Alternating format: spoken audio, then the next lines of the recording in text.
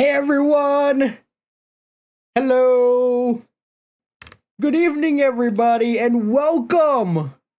Welcome to my afternoon streams! I'm so happy to finally be back. You guys don't even know how much I missed you guys. So, before I start tonight's stream, I want to deeply apologize to every single one of you.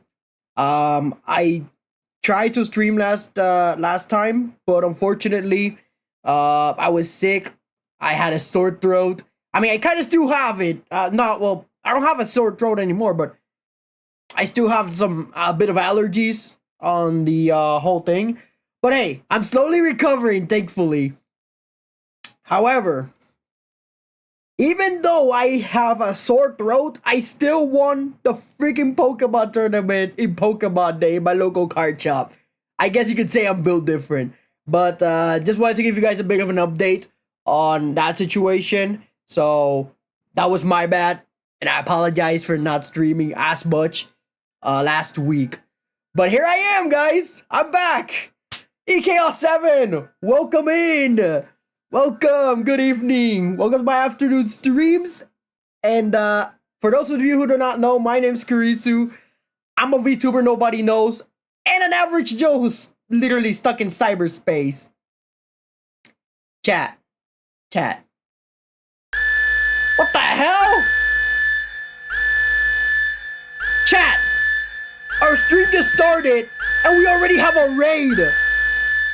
A raid boss has invaded your stream. Robert Ravensley. Army, 3 viewers. Robert, thank you so much for the raid.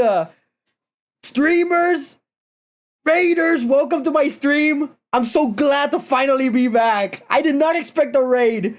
Literally at the start. You should turn down the music on your stream. It's a bit. Oh yeah, I think I should. Let me do that.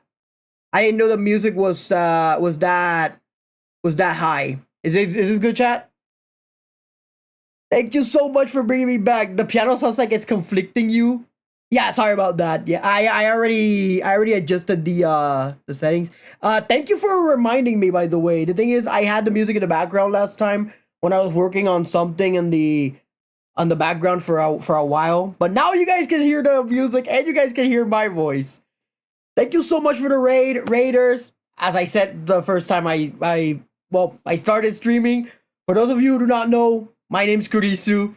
I'm a VTuber nobody knows and an average Joe who's stuck in cyberspace. Chat. While I was sick and groggy, I literally made a post on Reddit, and I think I may have divided the entirety of the Final Fantasy community. Don't worry, and not to the extent Sabby Webs did, but I think I did something. Let me put myself in my little corner, because there is a reason as to why this stream is literally the way it is. And I also brought Duck with me because, believe it or not, Duck really loves to read hot takes. Hope you have a great stream. I'm gonna go and see you next time. Don't worry. Take care. Thank you for the raid. And thanks for coming. All right, let's see. Final Fantasy VI is an overrated game in the series. Though that's a hot take already. Complimenting his voice, you mean? Just kidding, it was too loud. Yeah, the music was very loud. Deacon Large, welcome in. Alright, chat. I still mean it. Oh yeah, that is a very hot take because Final Fantasy VI is my favorite. Final Fantasy VI, believe it or not, chat, that's my favorite Final Fantasy of all time. It's the one I started with, so. Especially that Tower of Zod. I hate that tower. Oh yeah, that tower is a little annoying, but I enjoyed the whole game, honestly. It wasn't as bad, but you know. Let me see if I can find the Alright, let me see if I can find the. Oh my god, here it is. I found it. Oh my god. Oh Jesus Christ, chat. Alright, let me change the background for all of you at home so that you guys can see exactly what the hell did I do at 3 in the morning while sick? Chat, this was the result of it. Actually, you know what? Because chat is literally on my upper side, I'm gonna go to the left corner here so that I don't have to obstruct you guys. There we go. That's perfectly better. I enjoyed the first part of Final Fantasy 12 more than the entirety of Final Fantasy 6. American SNES title. Oh, Jesus fucking Christ, dude. You guys are coming in with hot takes. However, chat. Was the SNES game called Final Fantasy 3 in America? Oh yeah, in America it was Final Fantasy 3, but in Japan it was Final Fantasy 6 until then it got corrected. Alright, chat. This is what I did. This is exactly what I did last time. At literally 3 in the morning. I kid you not, 3 days ago. I literally asked in the Final Fantasy subreddit, by the way, Warriors of Light, what are your biggest Final Fantasy hot takes? And let me just say, a lot of you literally delivered 350 comments, 32K views. I did not expect this one stupid post I made at 3 in the morning to explode. I didn't expect this at all. Now, I have heard a lot of you have been vocal in the Final Fantasy community, especially on Twitter, especially Sebi Webs, who has been extremely vocal about the Final Fantasy VII remakes. And I said to myself, I think people may have actually strong opinions about certain Final Fantasies. So I want to read all of them. A lot of people have hot takes, it seems, not too surprising. Oh yeah. Some of them are hot takes, some may be ice cold takes, some of them may be scorching hot takes. So, you guys ready? Because I am. I'm a little nervous because I have seen some of these posts, and let me tell you all, a lot of these posts are extremely wild. So, buckle up, grab some popcorn, and let's read some hot takes. Alright, let's get started. Alright, first hot take. 4 players playing the OG Final Fantasy Crystal Chronicles is one of the best experiences in the entire series. Of course, it is hard to disagree with me when most people have never experienced it. Those link cables were not easy to come by. I gotta be honest, chat. I never had the chance to play Crystal Chronicles. And I'm extremely sad that I didn't. I don't have any opinions here, but I do want to see the comments. I want to see if anybody is getting flamed here. I own 2 Game Boy Advance and 2 game cables. So, just so me and my sister could do this. Never did have other friends with Game Boy Advances and link cables. So, never got to get the full experience. 2-player was tough as a kid, though. Jesus Christ. And that was the OG one, like the GameCube one. Not the GameCube one, my god, the GBA one, the Game Boy Advance. It was fun, but not sustainable. The secret goal always made the bonuses for beating a level really fun and competitive. Eventually, one friend always went rogue and ended up killing the whole party, usually at Goblin Wall. Oh my god. Jesus fucking Christ, starting...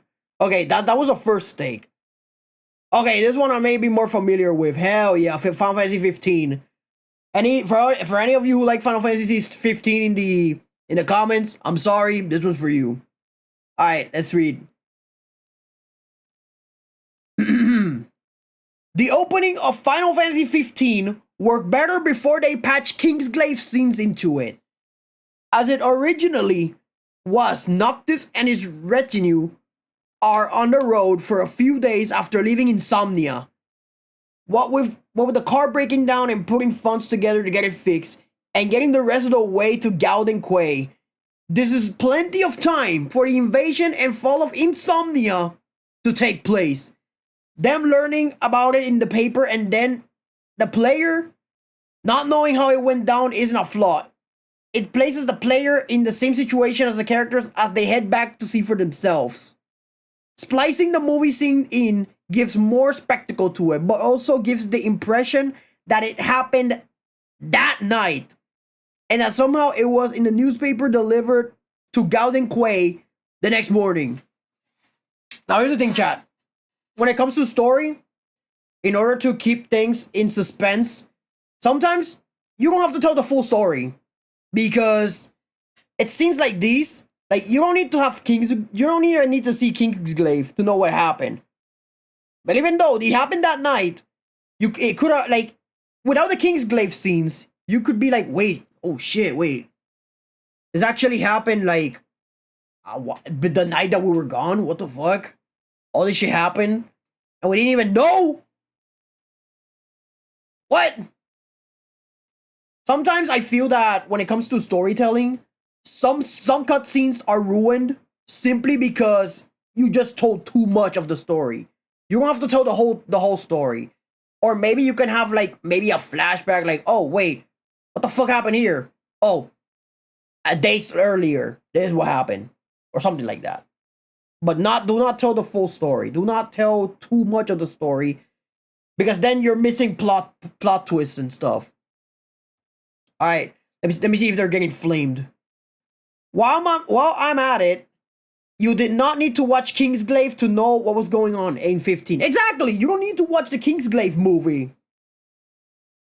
And some people complained because the precise details of the fall of Insomnia did not matter.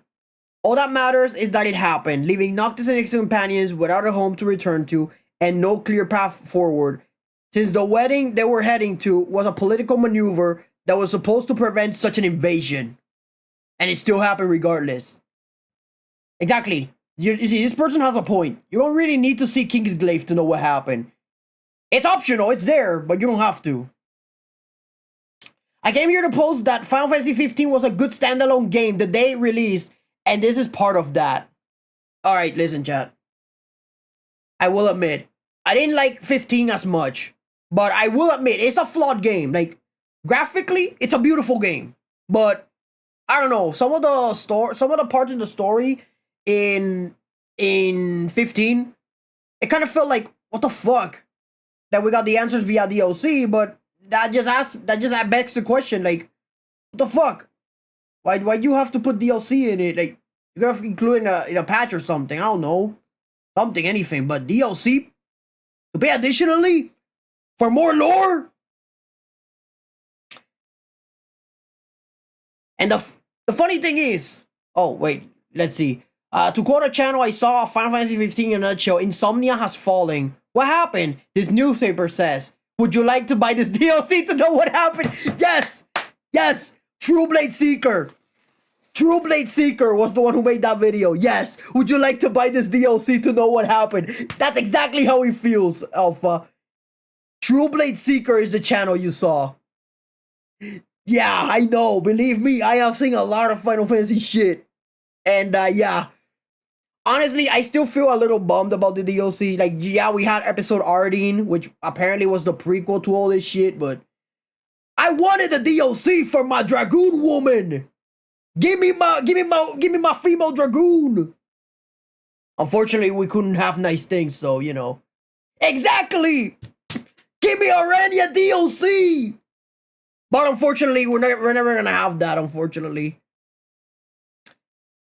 Alright, RIP Arania DLC. She was the best drug. I don't know. I don't know if this is a hot take or not, but you guys gotta agree with me. Dragoon women are sexy as fuck. That is, I'm willing to die on this hill, by the way. Jokes aside, I really love Dragoons. Like, they're so fucking cool. Alright, let's see. Not a hot take, yeah. Final Fantasy 15 was horrific on release. The story made absolutely no sense, and the gameplay was horribly paced. My friend played it years later after several patches and had an entirely different experience than I did. But day one, the story had tremendous problems. Me a Dragoon main? Oh, you a Dragoon main? This is why I like you, man. The thing is, I love Dragoons. Like, I really love Dragoons. Okay, sure, Kain may have been a traitor as fuck, but he's still cool regardless. Like, in Final Fantasy 14, you have no idea the face of joy that I have when I see a Dragoon on my team. Granted, not the ones who throw themselves off of the map, but yeah, the Dragoons that I see, like, dude, Dragoon is, in my opinion, out of all the melee classes in 14, Dragoon is by far the most perfectly balanced class. I don't think that's a hot take. That's a straight up fact. Good damage, a crit buff, a lot of good things about it. And they still look good doing it. All right, here. This was the next. This was a response to this take. I always call myself in 14 the worst floor tank because I actually do my job. Yeah, we don't want floor tanks on raids and shit. You're not a floor tank. You are a dragoon. That's the real name. Floor tanks are the ones who don't know how to use dragoons. All right, so we got this take right here. Final Fantasy 15 was horrific on release. So here's the thing. I played 15. I didn't get to finish it, unfortunately, but I know what happens in the end. As I stated, the game graphically, it's beautiful. The story itself, there were times that I actually was a little bored of the story, and there were some scenes that were extremely slow, and I was like, what the fuck? Also, why is this man getting downvoted? This is supposed to be a place for hot takes. Hot takes supposed to have upvotes. No, what? What? No offense, but the story made perfect sense. You just didn't understand it. Basically, none of the later additions added any meaningful clarity. We still could have had Arania this DLC, but we can't have nice things. Just like we could have had Versus 13. Exactly, the game is about Noctis and seeing fully from his perspective of the story. Alright. We're done with this take. My god, that was long. And believe me, there's a lot of takes with responses here, so buckle up, chat. Next take! And this is a long one. Final Fantasy X-2 should never have allowed for the possibility of a 100% completion in a single playthrough. The game's branchable narratives and sub-stories, and its sense of discovery and replayability are some of its strengths. The completion value is meant to incentivize players to experience those things. But these strengths are lost when players feel the need to velcro themselves to a guide, which some players inevitably do simply because it can be done, and which becomes necessary because of how absurdly strict and easily missed many triggers are. It has done damage to the game's reputation and damaged many players' experiences with it, and that's just really unfortunate. It is the worst way to experience 10-2. Okay, look, chat.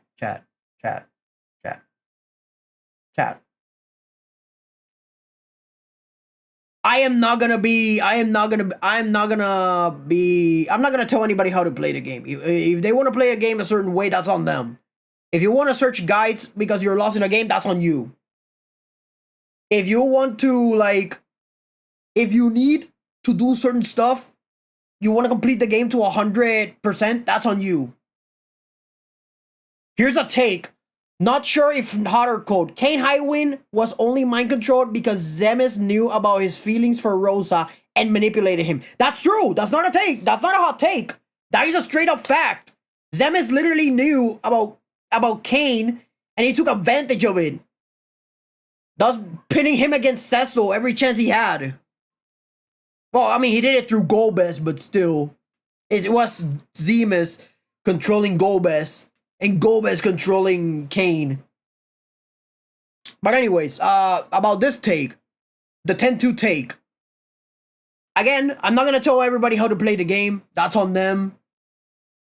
So he's not really weak-minded or deserves all the hate for his mind control. Yeah, that's the thing. I always say that Kane is a cool character. Even though he betrays you a couple times, it's not his fault. He clearly has feelings for Rosa. Even though Cecil ends up marrying her in the end, but you know, I don't know. I feel like it's jealousy that led him into that. Sometimes when you're corrupted by something as bad as that, it can take over your mind, you know. So he wasn't really weak-minded. So that's probably jealousy talking, because weak-minded he was not. I can guarantee that. Okay, so this take. Again, there's a lot of branches and stuff, but here's the thing about Final Fantasy X-2. Final Fantasy X-2 is not entirely bad. The job system in that game was actually well implemented. It was really good. However, there were parts in the game where they were a little silly. I'm not gonna lie, but The game itself is not completely bad. It's, to me, Final Fantasy X-2 is just there. And after all of that, the guilt of and the jealousy, it caused him to live off in Mount Ordeals for self-expulsion. Exactly! Mount Ordeals, the one place where you go to seek redemption. The same way Cecil found redemption, Cain did the same. I really love Mount Ordeals. Alright, let me see how this guy gets roasted. Or probably not.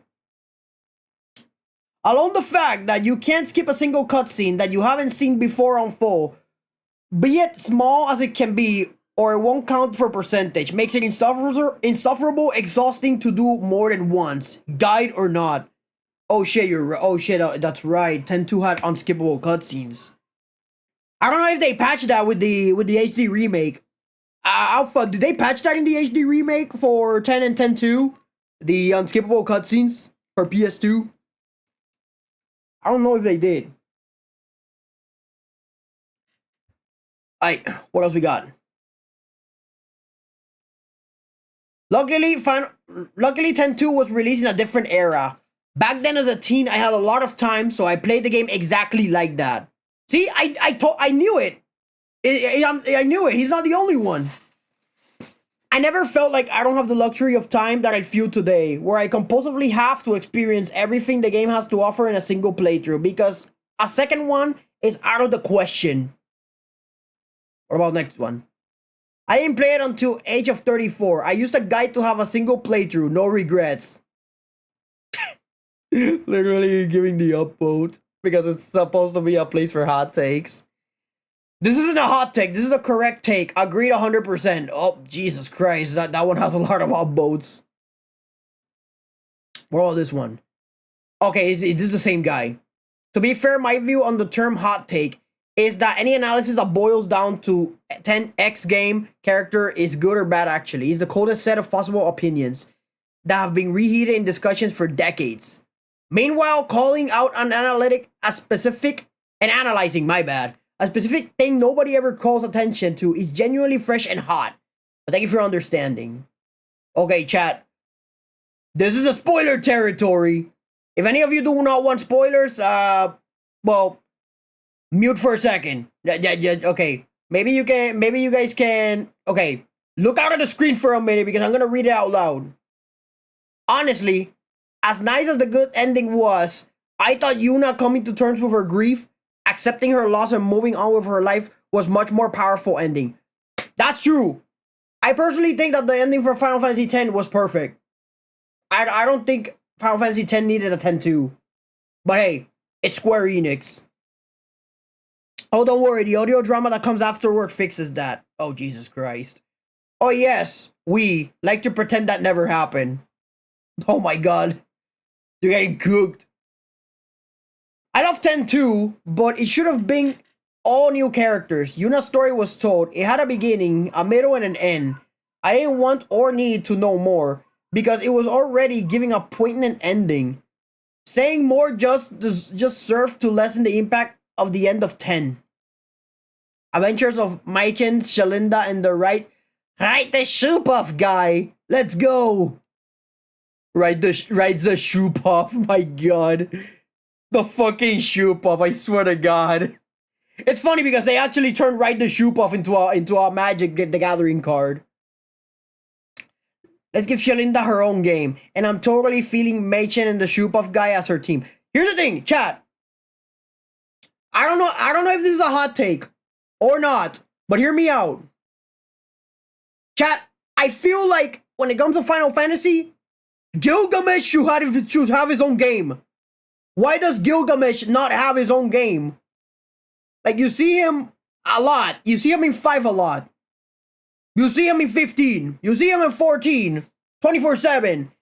And he has collected weapons, like, from across different realms. And this motherfucker still doesn't have his own game.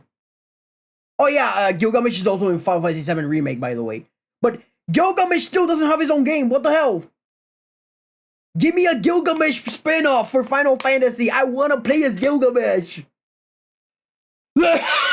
Sorry about that, chat. Alright.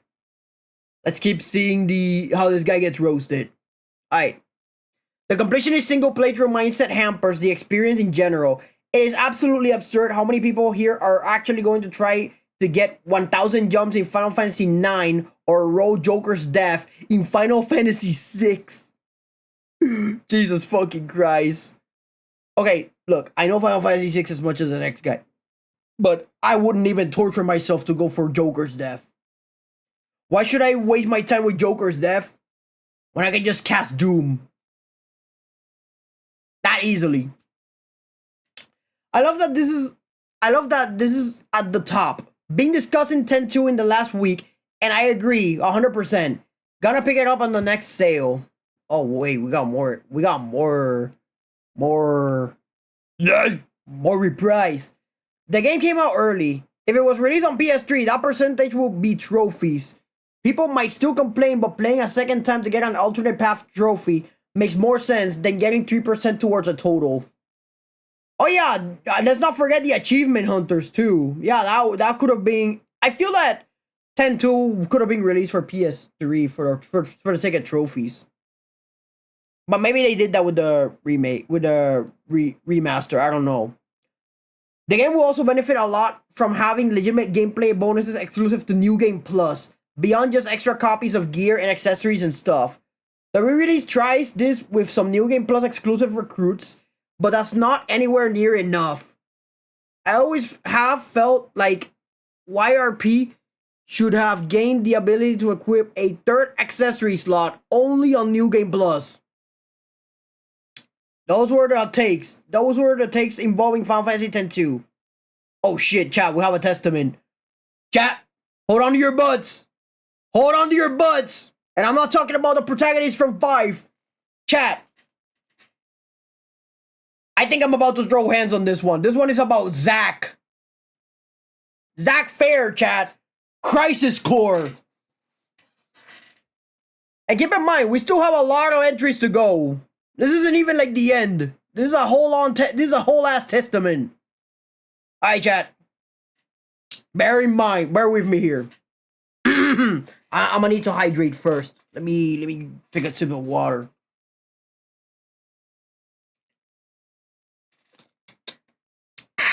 Alright, I'm feeling refreshed. Zack Fair was not a good person at the start. He was a naive brown shirt who was willing to participate in war crimes. Okay, Jesus fucking Christ. Fucking hell. The invasion in Wutai, I think he was talking about. He's almost completely devoid of self-awareness. He confidently tells people he wants to be a hero while simultaneously invading a foreign country on behalf of corporate interests, never recognizing how irreconcilable those two things are. It's not even like he doesn't know what Shinra's goals are. When a Crescent Unit soldier tries to reason with him and says that Wutai doesn't want anything to do with Shinra's Mako reactors, Zack's response is frankly chilling. He basically says Mako reactors will make their lives better and therefore this is for your own good. So he slaughtered an entire base fully knowing that it was essentially for oil. It's jingoism, paternalism, and stop making me hurt you are all rolled into one. There's even shades of white man's burden thrown in for good measure. The fuck does he mean? What the fuck? The lack of self-awareness and introspection extends to his personal relationships. He doesn't seem to notice, for example, that Song isn't actually Arif's friend and that the Turks watching her is probably not a great thing. This is his girlfriend, and he doesn't even ask why the CIA is spying on her. His brain must look like a koala. Bro! Okay, chat. I have a strong opinion about this, but I gotta read the whole shit first before I give my opinion. And that's what rubs me the wrong way about Zack. He's a puppy, quote unquote, in some of the bad ways. He's easily led. If you point him in a direction and tell him it's the heroic one, he'll blindly march forward with a smile, completely satisfied. No questions asked. Forget even questioning authority. He doesn't ask questions even within his own head. He seemed way more thrilled about being first class than the others. All the other first class soldiers we see, Angio, Genesis, and Sephiroth, are all various levels of disillusion with Shinra and Soldier. But there's Zack the puppy, gleefully following orders. If not for Angio instilling his own personal honor code, carefully couched in soldier language because that's the only way Zack would absorb it, and by any chance meeting Cloud, who was so charming and vulnerable that it triggered Zack's protective instincts, it's hard to say if Zack would have ever become the hero he wanted to be. After all, up until Nibelheim, Zack's hands weren't much cleaner than Sephiroth's. He probably wouldn't have gone crazy, but he didn't really become a hero until Sephiroth lost it. Until then, he was kind of a POS. I wish Square Enix would chill for a minute with the shonen protagonist shit and make him grapple with all of this. Kate Sif confronted Barrett about Avalanche. Zack needs to be confronted about Soldier. Alright. Chat.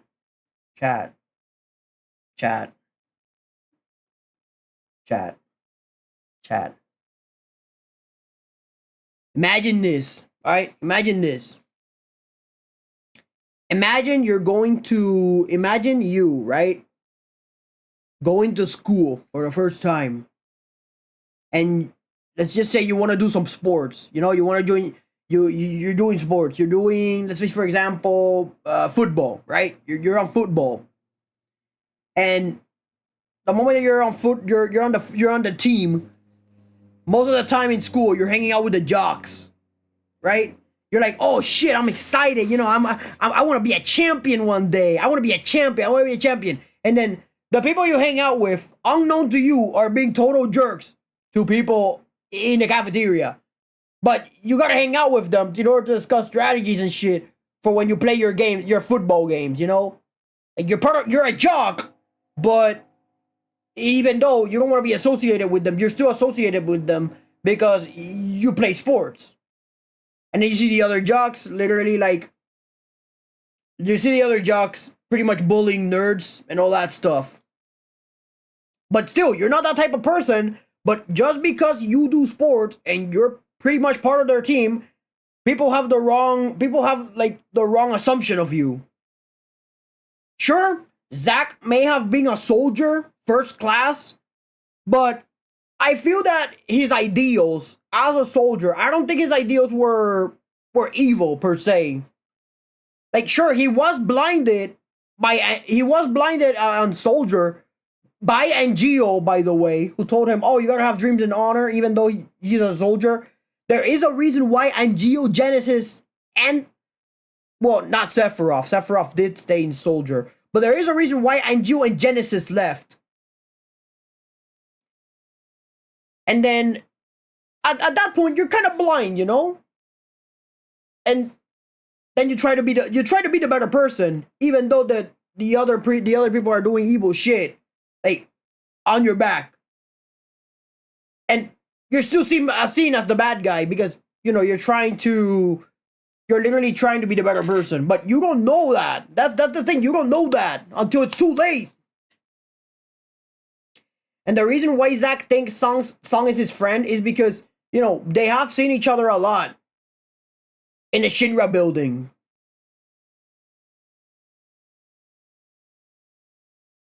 He had ties with Cloud. You know, he met Cloud through Shinra. He would have never met Cloud through Shinra if he didn't become a soldier, you know? And even as he grew up, chat, he changed his hair. He inherited the Buster Sword from Angio. Even with all of this, his intentions were still good. Even if Shinra's intentions were not, his intentions were actually good. What was his intentions? Embrace your dreams. Whatever happens, protect your soldier honor. And even in his dying breath, he stood up to that saying. Even though he did see the flaws in Shinra, in the end he decided to abandon Shinra.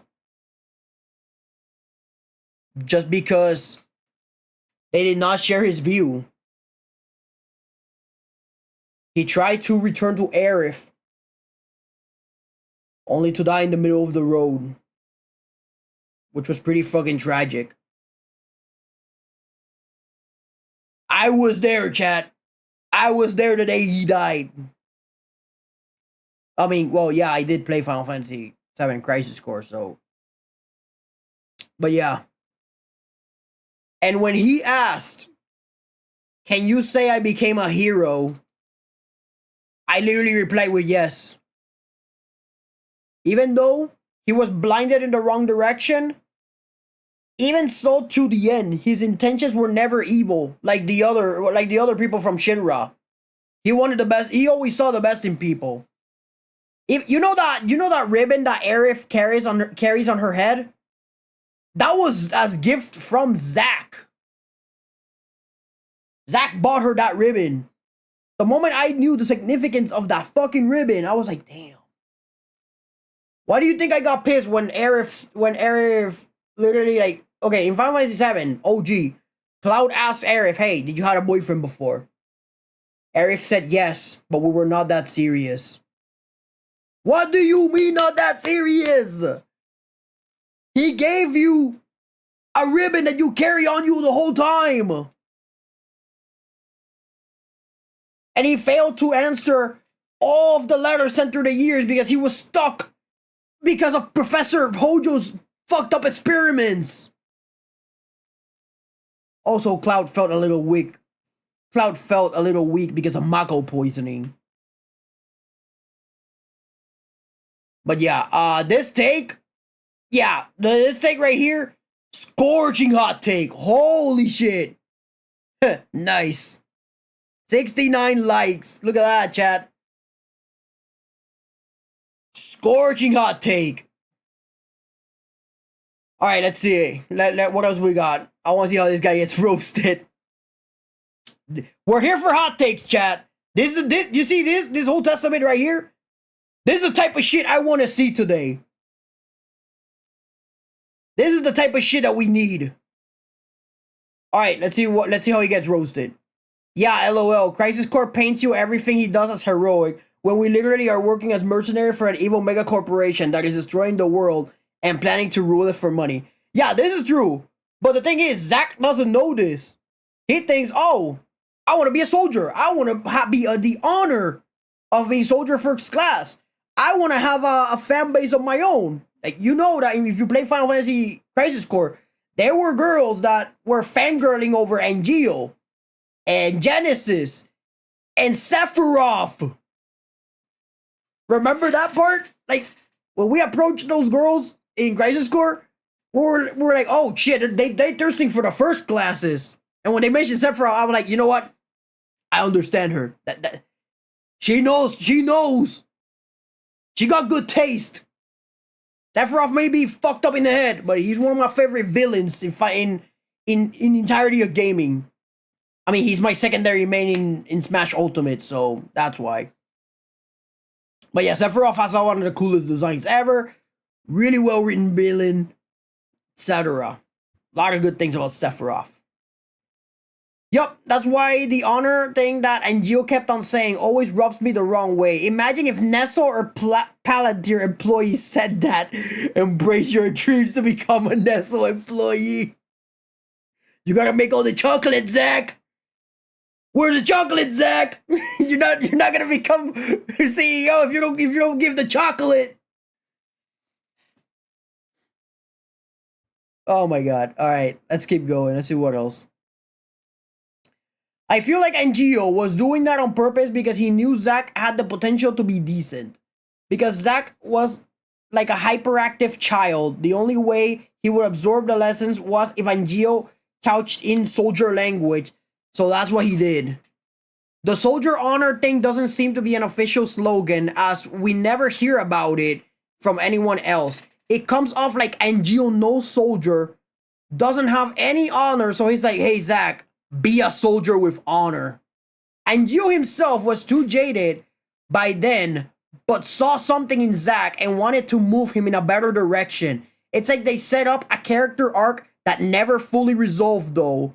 We don't see Zack having that light bulb moment. Exactly. You see this? This explains it. And Gio was shaping Zack to be a better leader.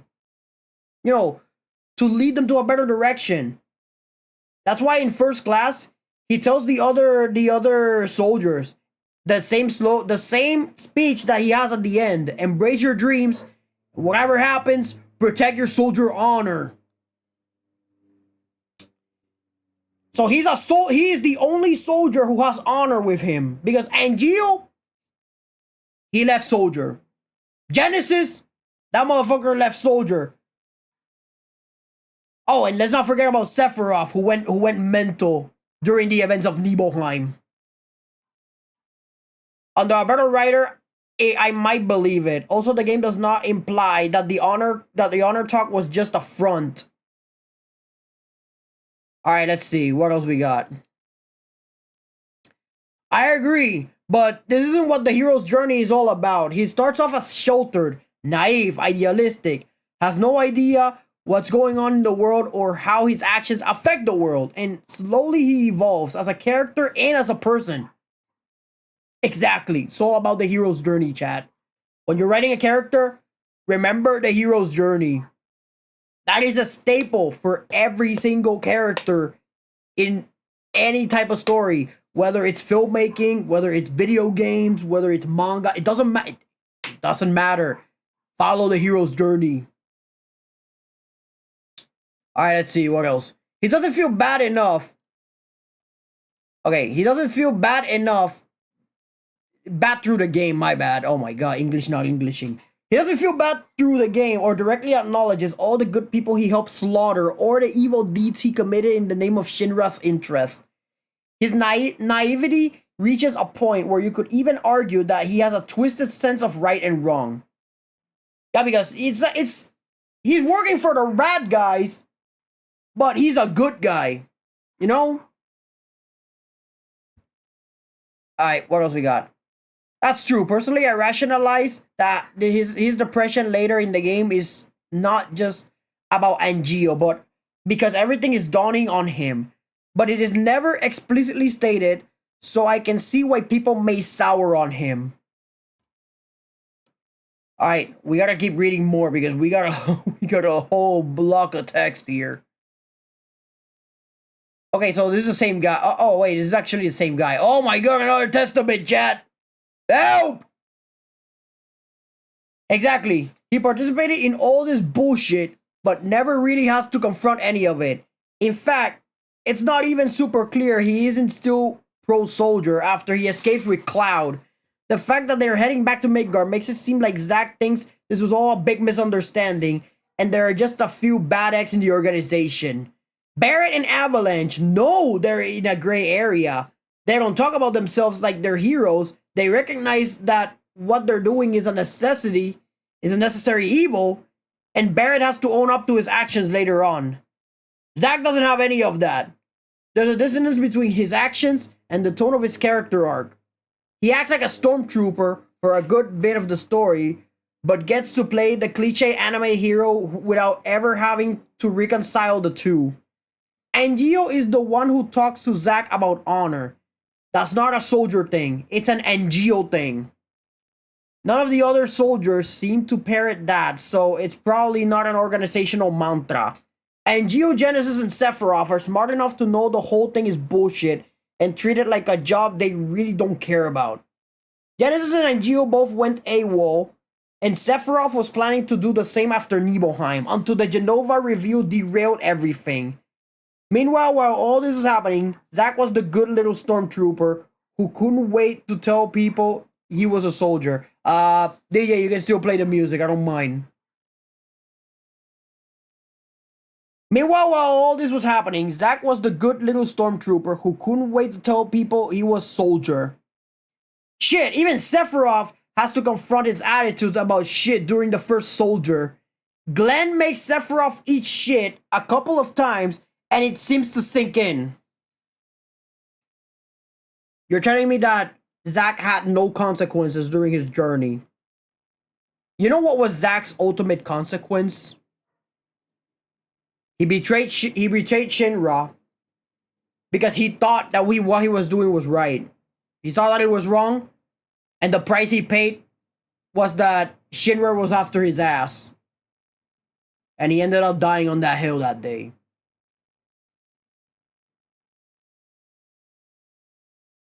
Honestly, that was... Yeah, it was, wow. Alright, let's keep going. When you look at the flashbacks from 7 OG and the story of Crisis Core, it feels like we got two different Zacks. Well, after all, it's Cloud's memories and he's not the most reliable. But anyways, I think that expanding Zack's story wasn't a good idea. I love playing it back in OG 7, but after replaying it recently, oh boy, it doesn't age well. I'll be the judge of that when I reach that point. Because, chat, a lot of people have told me, do not play Crisis Core because it's a spoiler to 7. And I literally asked them, so wait, you're telling me that Final Fantasy 7 is a spoiler of Crisis Core and Crisis Core is a spoiler of Final Fantasy 7? Yeah. And I was like, that makes no sense. Crisis Core is the prequel, therefore I am playing the prequel. That way I could call Cloud's bullshit when he tried to tell, oh yeah, I did this, I went to Nibelheim and all that shit. Nah, motherfucker, that wasn't you, that was Zack. I was there when it happened. Alright. Most products of the compilation of Final Fantasy VII try to expand and give us answers on things that were better left ambiguous or up to players' interpretation, like Zack's whole story, or if humanity survived at the end of OG Final Fantasy VII. I think humanity got more fucked up after the events of 7. Yeah, I think humanity got even more fucked up. During the events of Advent Children, the world is kind of fucked if you think about it. Holy shit, this is a hot take. Well done, OP. Yeah, that was a hot take. Jesus fucking Christ. Alright, here's another one. Another response. So I admit, my experience with all the expanded 7 content is pretty small. But I'm playing through 8 right now, and Laguna does that stuff you talked about much better. He's a grunt in an invading army, ditches the army after he gets hurt, and becomes a journalist because he wants to inform people. Rebel fighter because he wants to help the little man. Then he becomes a damn president. He directly atones for his sins he may have committed while in the Galbadian army. He helped build a nation and kept people in that nation safe. Zack just seems pale in comparison. Also, quite frankly, I don't see the chemistry between him and Aerith. It's just a thing because we're told so by the games, movies, and remakes. It's pure tell, don't show. Maybe I'm misunderstanding something, but I always saw Laguna as Zack but cooler and much more heroic. Ooh, that's a hot take. That's a really hot, that's a big hot take, I'm not gonna lie. I actually liked Zack more than Laguna. Laguna was cool, don't get me wrong. Laguna was badass as fuck. He was cool. But I really liked Zack's story more. Like, I really like Zack as a character more than Laguna. Although, I have to replay 8 just to compare the two. We're almost there, chat. We're almost there to a new hot take. This is why all of Final Fantasy VII extra stuff outside of the OG are okay at best and just pure shit at worst. Hey. Advent Children is peak. Advent Children is absolute peak. Don't shit on Advent Children. Oh, then again, we're talking about hot takes, so whatever. It's fine. In this case, you're fine. You're golden. You're Gucci. If this wasn't a hot take post, I would slam you through the fucking wall. The gameplay and technical aspects of Remake and Rebirth are masterclasses in game design. Oh boy, do not let Sammy Webs read that shit. But yeah, the story bits are astonishingly bad. Okay, never mind. Cloud was echoing Zack's remember your honor as a soldier thing towards the end of Rebirth, and that's just shameless fan service that goes against pretty much every plot point that has been built up. Here's the thing. Okay, chat. I don't want to bust off MS Paint, but I need to tell you guys about... I gotta tell you guys about how do I think the storyline of Final Fantasy VII is looking like right now. I didn't watch the movie, but it seems pretty good for the most part. Better than the first movie they made. Well, here's the thing, chat. Out of all the Final Fantasies, the one I think we can universally agree is that Spirits Within was ass. Let's be realistic. Final Fantasy Spirits Within, we don't talk about that shit. To me, that's not a Final Fantasy movie. That's a science fiction movie. It would have been good if it didn't have the Final Fantasy name in it. That's just me. Like, that's just me. That's literally me. And the thing is, Spirits Within, like, was such a horrendous movie, bro. It was bad is an understatement. Spirits Within was an abomination that shouldn't have been made. Again, it would have been good if it did not have the Final Fantasy title plastered in it. If it was a standalone movie, I would believe, oh, okay, this movie was not that bad. Final Fantasy? Nah, that ain't no Final Fantasy movie. That's a generic science fiction movie. What else we got? Now, this is an interesting analysis, and I thank you for it. We got more replies, by the way.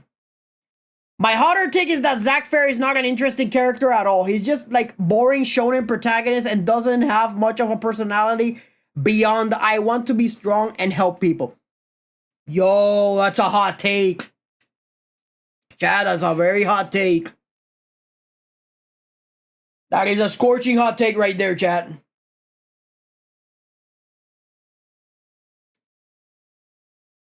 Generic anime protagonist.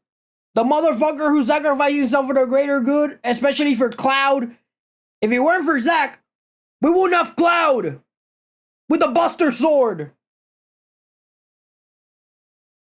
I never liked Zack. Well, there's another one. Okay, again, this is hot take, so they deserve the upvote. All right, let me see this one. Oh shit.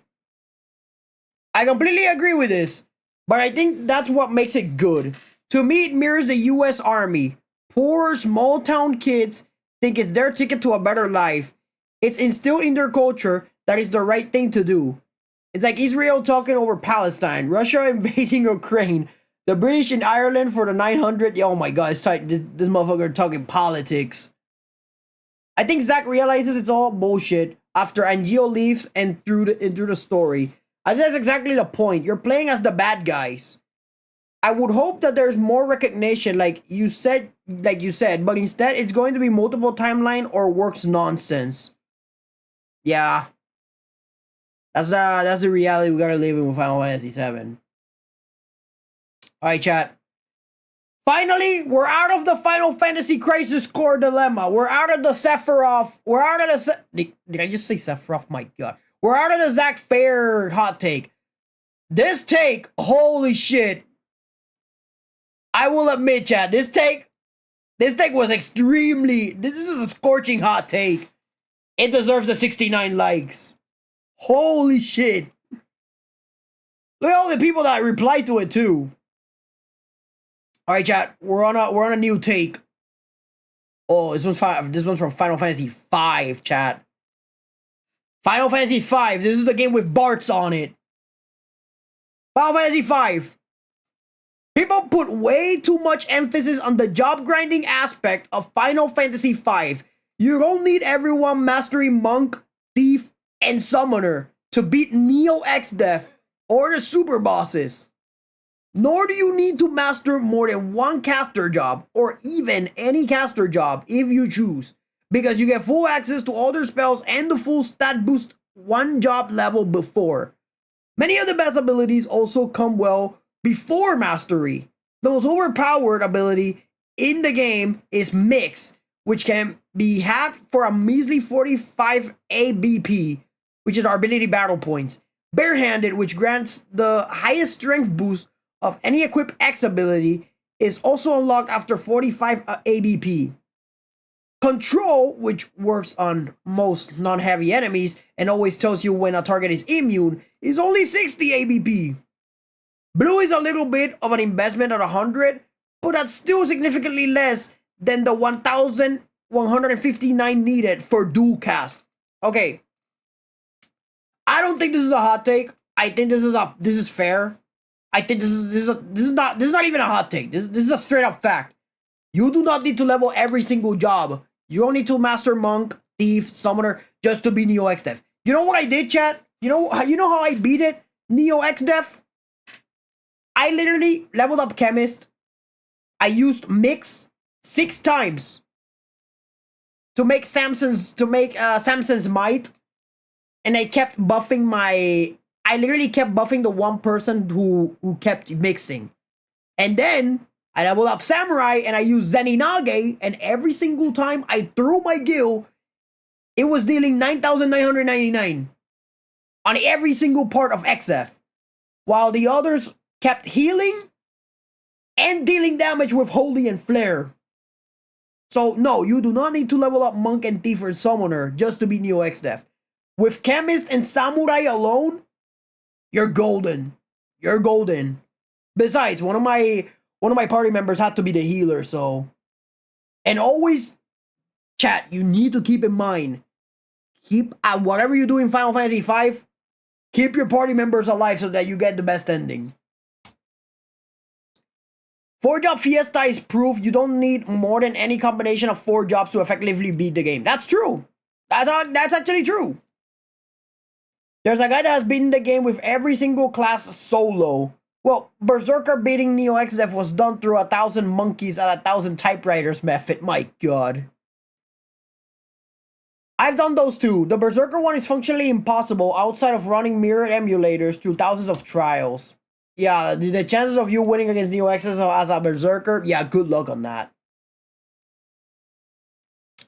Yeah, it's one of the cool things about 5. You can grind for super strong stuff to break the game, if you want. But also there's an immense amount of room to just find creative answers and combinations and still meet a ton of success. It is 100% a game that you can absolutely outsmart rather than outgrind. A spicier read is that I think every game inspired by 5's job system also missed the point. 5 front loads its job abilities while you are in them, while other games make entering a fresh job almost useless until you grind it to a bunch, especially if you try to swap late game. They also tend to overly focus on that endgame mix and match super build. That's the thing, chat. I always keep saying this. I always kept saying that the job system in Final Fantasy 5 is excellent. It's perfect. I love it. Because it allows you, the reason why is because of this. It allows you to be creative with your builds. That's why I love the job system in Final Fantasy V. Compared to the one in Final Fantasy 3, which is absolute ass. But we'll get to it later, chat. Promise. We'll get to, believe me, chat, we will get to that one later. Okay, here's another one. Damn, the hatred for 10-2 is wild. My biggest hot take, it takes notwithstanding. 10-2 had one of the best class systems the franchise has ever had, and now it's locked away in a sequel most players won't touch because it's a girl game. Okay, chat, listen. I will agree on the fact that 10-2 has one of the best job systems on it. But a lot of people don't use it because don't play the game because it's a girl game. Oh wait, it's because you got the 3 protagonists. You got Yuna, you got Riku. I don't remember what was the name of the 3rd one though. If only it was Lulu. But still. Anyways, I think Final Fantasy 10-2 was not that bad. Like it was, to me, 10-2 was just there. It was not bad, but it wasn't good either. It was just there. I'm not usually a fan of the. Oh my god, this one received 14 replies. We're gonna read those. We're gonna read those soon. We're gonna read all these first.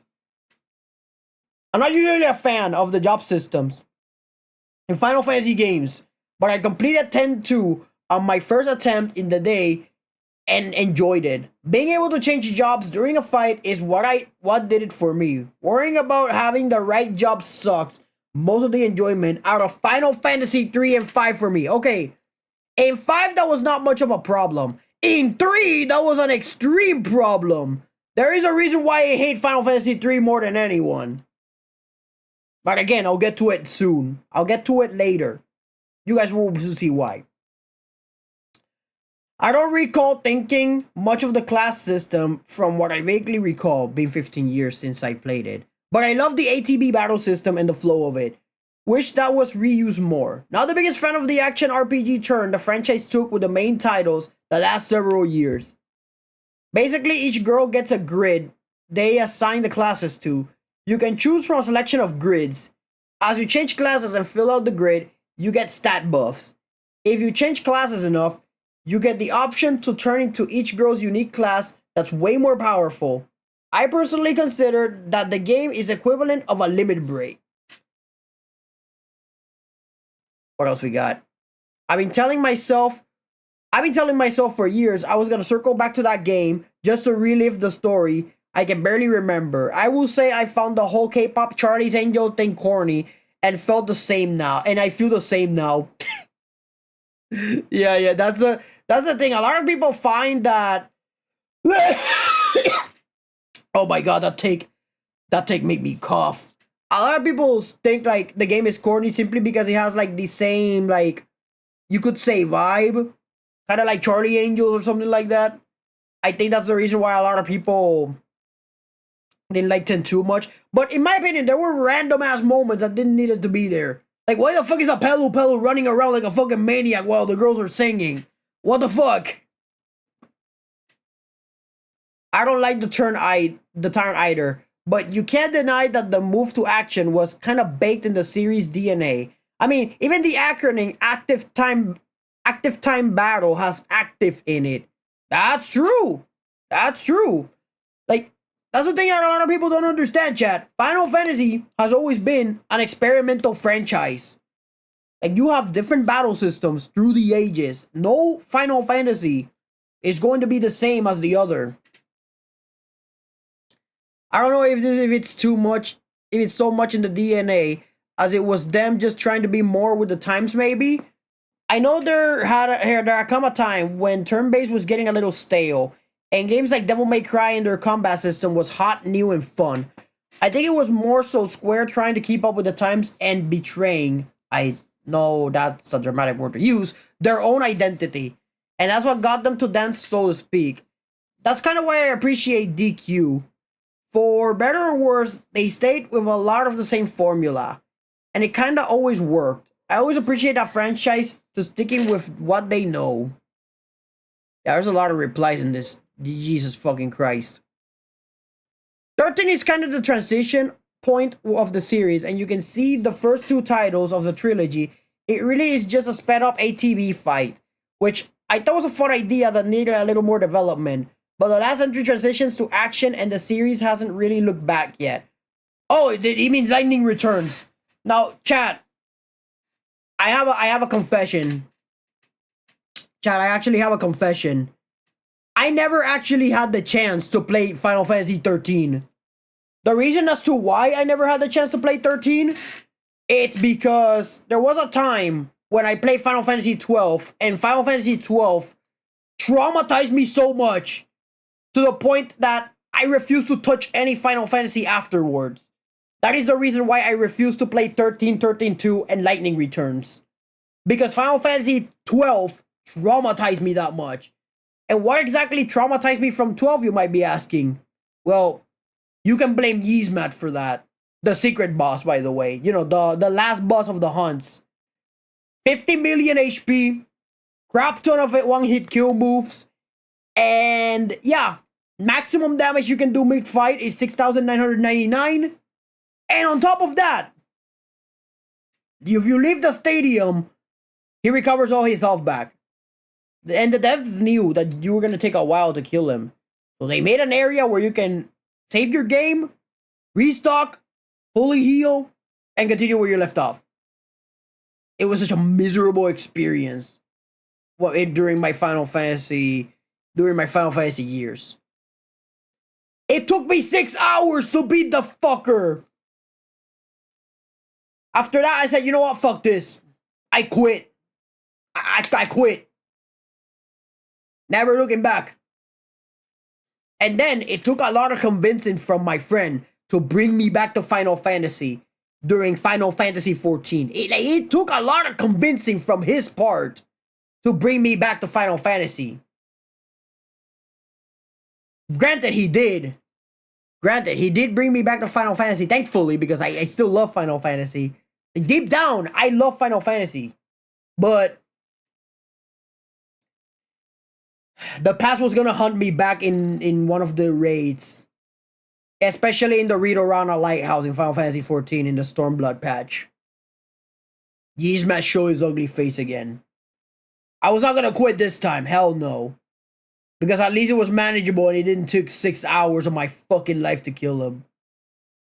But you guys know, now you guys know why Yzma traumatized the fuck out of me. Alright, let's keep reading. I remember being fairly disappointed by 13 when released, not caring for the cast much, thinking the names were weird or uninspiring. Lightning, Snow, Fang, Hope. What? The linear design, 0 NPCs or towns, and I didn't feel too strongly one way or another about the combat.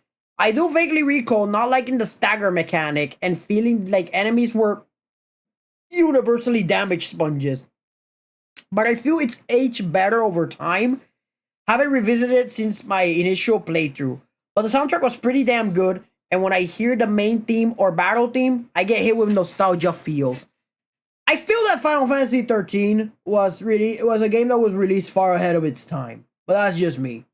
I don't know. I have heard mixed things about 13. I heard it's good, I heard it's bad, I heard it's dog water. I've heard a lot of things about Final Fantasy 13. I never had the luxury of playing it, which is unfortunate. But I will play it. I will play it one day when we get there. All 3 games. I will recover my childhood. Even if I didn't have any with 13. I feel like you just plucked this comment out of my brain, but I did like the ATB segment idea, issuing multiple commands, being able to break sequence, and the overall feeling of a turn-based combat system that flows like an action scene. I wish the series spent more time developing this idea instead of basically commanding the Kingdom Hearts system.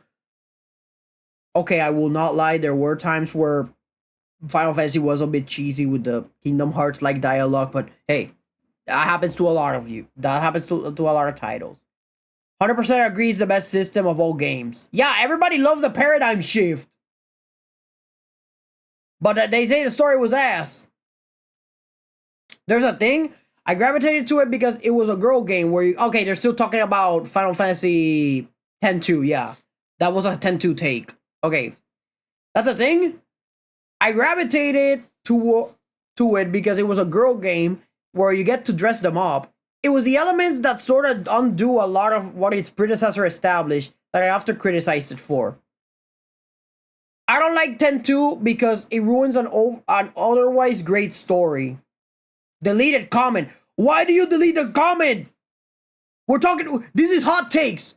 I want to see hot takes. I want to see this Reddit in flames. Best combat system. Worst story.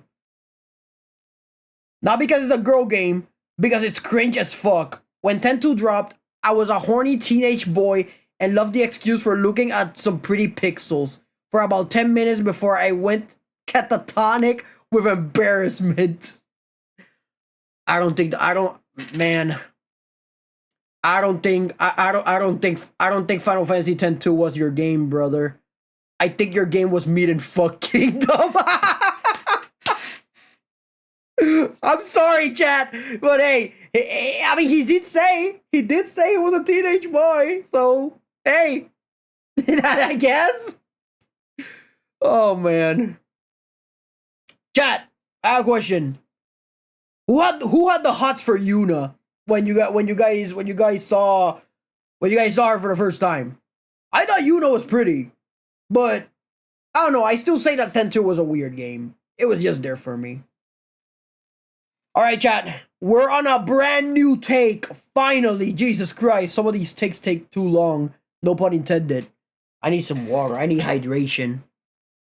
It's wild that we're still in this, by the way. There's like 300 comments. I don't even know how many comments I've read.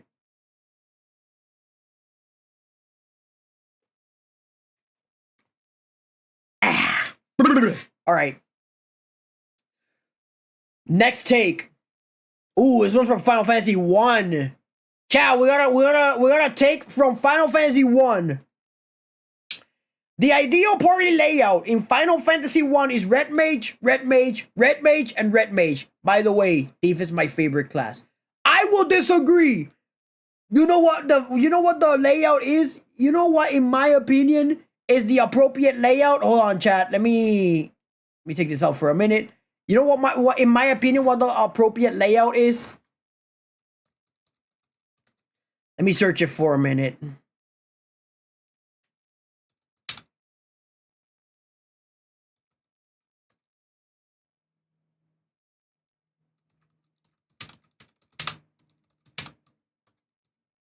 Let me find it, chat. Hold on to your horses. You know what the appropriate layout is, chat? Okay, why the fuck is the image so small? I don't want a small image. I want a big ass image. I can't find a full image because apparently they don't wanna bring the full resolution of the image, which is stupid. It's extremely stupid that they don't wanna throw the whole high res image. Okay, fucking finally, I found it. Let's go. Okay, chat. If you want to play Final Fantasy 1 canonically, you know what the appropriate party setup is? This is the appropriate party setup. This is the appropriate party setup, chat. I am willing to die on this hill if you tell me that the appropriate setup is Red Mage, Red Mage, Red Mage, Red Mage. No. I'ma be okay. I don't want to be an elite as fuck. You can play the game however you want. But to me, in Final Fantasy 1, this is the canon setup. This is canonically the setup that you must go for if you want to play the game canonically. Which is funny because I went for this exact same setup during my playthrough. You got Warrior, Thief, White Mage, and Black Mage. And what's funny about it, I never actually got to upgrade them because I was stupid enough to not fight the rat's tail. So I finished the game as a warrior, as a thief, as a white mage, and as a black mage. And yeah, that's what you use when you fight Garland, but I was fighting Chaos with those same classes that I started with, never finding the rat's tail. Anyways, yeah. This is it. This is the appropriate class layout. I don't want to be an elitist. You can play whatever you want. You can play the game however you want. But to me, this is the canon layout. All right, let's go back. Let us go back to reading more takes. Finally, an actual hot take. Yeah, this is a hot take. This is a scorching hot take. This is a scorching hot take. This take right here, this take has me throwing hands, chat. Finally, an actual hot take by this substandards anyway. My hot take on this, assuming that the player is explicitly told not to grind for 2 silver swords and 2 iron armors before the March Cave. Fighter, White Mage, Black Mage is a more beginner-friendly party than either Fighter, Thief, White Mage, Black Mage, or Fighter, Monk, White Mage, Black Mage. The early game is far less tedious with 2 characters that can reliably tank hits, and you find more than enough gear in the second half to fully equip 2 knights. Okay, you don't need the 2 silver swords and the armor and all that shit because again, my team was extremely different. But Fighter, White Mage, Black Mage? Not the Thief? Poor Thief, bro. I mean, to be fair, Thief was pretty weak when it comes to the game, but come on! He was trying his best, okay? Yeah, this was a scorching hot take. This was an opinion? I just finished Final Fantasy 1 for the first time, and I didn't even try this. This is how I play Final Fantasy 1, and I thought I was the only one. Thanks for ruining my life. Oh, man. All right, that was such a short take. Like that was such a short amount of comments for the Final Fantasy 1 take, which I still think this is a scorching hot take because I disagree. I disagree with this abomination. 4 red mages. But anyways, let's keep going. Okay, we got a take from Final Fantasy 7. Chat, we finally got one from 7.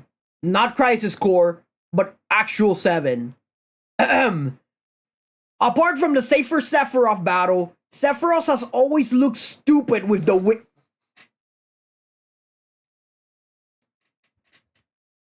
My guy. Chat. Hold on.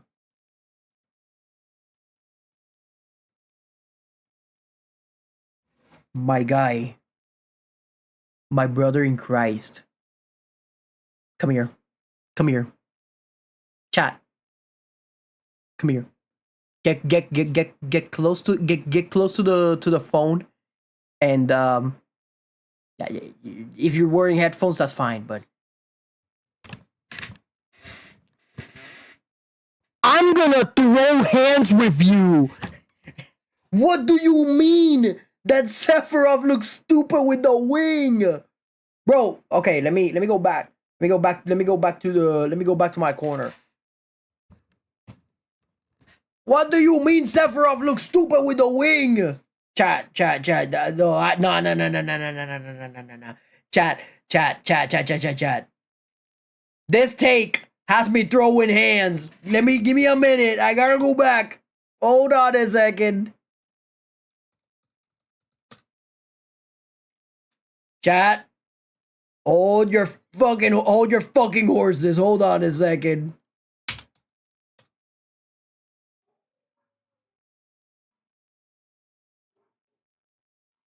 Nah. Wait. Chat. You're telling me this design looks stupid? In what world does this design look stupid, chat? This motherfucker really said Sephiroth has always looked stupid with the wing.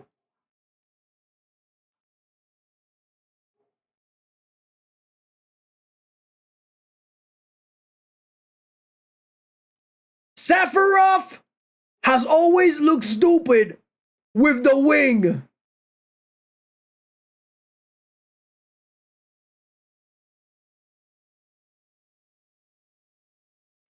What do you mean? He's the one-winged angel for a reason. And there's a reason for that wing, mind you. There's actually a reason for that stupid wing, as he said. I always thought that wing was badass, not gonna lie. Genesis had that wing. And Geo had that wing. Sephiroth is the one who put it into the mainstream. He's not a one-winged angel. He's the one-winged angel for a reason. As stupid as the design looks, as he says, this is one of the most iconic designs in Final Fantasy. Hands down. Nah. You know what? That... Chat. That take has me throwing hands. That take has me throwing fucking hands. This is a type of take that makes me say, if the world is so big, why doesn't it fight me? Oh, wait, it's because I'm stuck in cyberspace, that's why. Even so, I still beat their ass. Next take! Oh shit, wait a minute. Oh wait, there's a lot of titles here. Okay. I see Final Fantasy 14. Let's see. I see 10, I see 1 and 2. I see 4, I see 5, I see 6, 7 and 8. Okay. Final Fantasies 1 through 8 and Final Fantasy 14 for whatever reason. Alright, let's read this take. This is probably less about hot takes. Okay, this is probably less about hot takes and more about let me accommodate my model so that you guys can. There we go. Yeah, so I can see my own model. This is probably less about hot takes and more about something almost nobody gave a shit about. But as a fan who finds the music of the series more consistent in terms of quality than the games and the story, I have to make this comment. I miss prog rock in my games.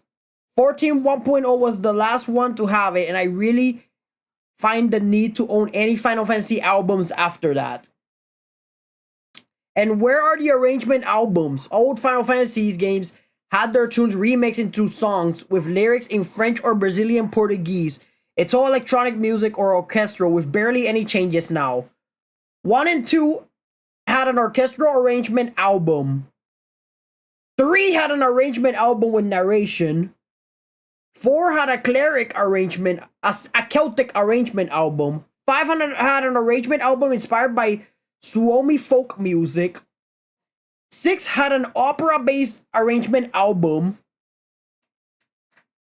7 and 8 had orchestral-based arrangement album. And of course, let's not forget the Black Mages. And Earthbound Papa's album. Those were awesome. DJ, you can keep playing the music, I don't mind.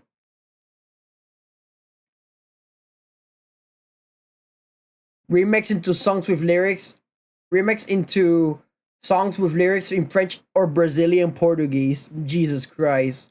Okay, I don't know about this take. I think that this take right here, this is such a random take. This is about it's about Final Fantasy music, but I do miss some of the I actually do miss some of the old music when it comes to Final Fantasy. Like I would love to have an album of the old music. Absolutely adore Final Fantasy 14's Celtic album. Celtic. All right, let's keep going with the takes. I don't know about prog rock, but check out John Oath's music. He plays guitar and has done a lot of Nobuo Uematsu tracks as well as Koji Kondo, aka Zelda, Yasunori Mitsuda, Chrono Trigger, Yoko Shimomura, Kingdom Hearts, and others. Really great arrangement, and he plays beautifully. I do know the channel, but that's not even close to what I'm talking about. Still, thanks. For 14, what about the Alexander fights in Heavensward or the battle theme from Stormblood? Good, but not enough.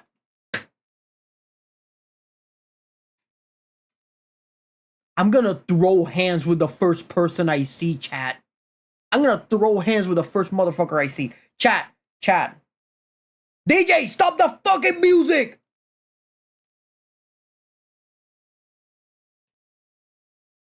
The Alexander fights in Heavensward or the battle theme for Stormblood.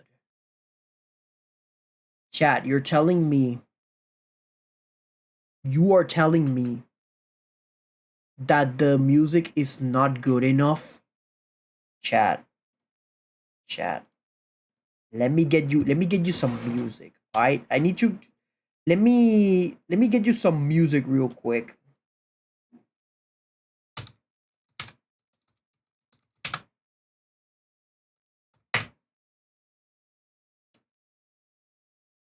Okay, I need to find Alexander, like the OG Alexander. I think it's this one. It's Rice. Chat. I need you guys to listen to this soundtrack, and you guys need to tell me if this is peak or not, alright? Chat. Bear with me here. Good, but not good enough. The Alexander fighting Heavensward. He said that it was not good enough. Chat. This is Rice.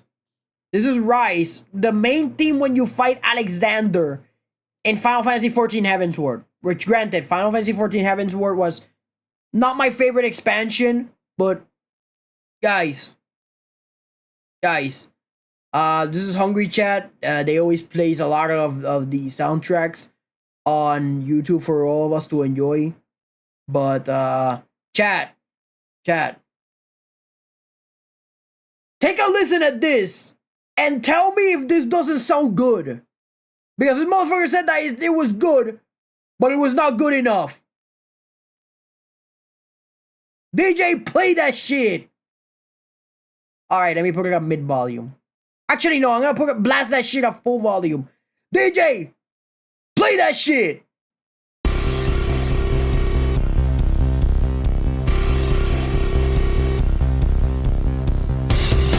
This is when you fight Alexander, by the way.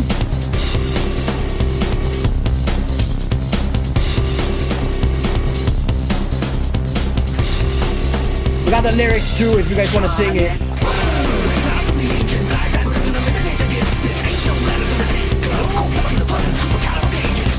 Yeah!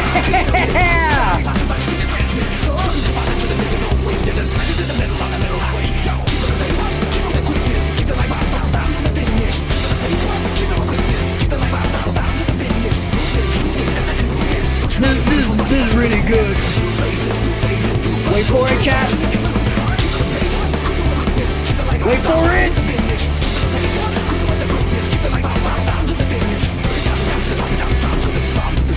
Wait for it. Wait for it, goddammit.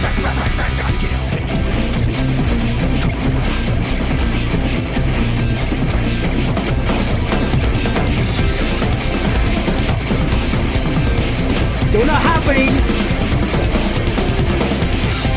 Oh yeah, you have to go back to the past last fight.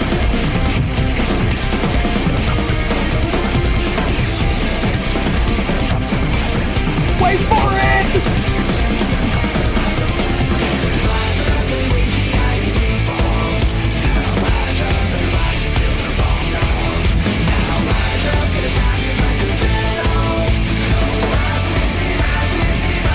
Okay, that's enough. We're going to get copyright strike. Anyways, you guys get the point. It's not all bad.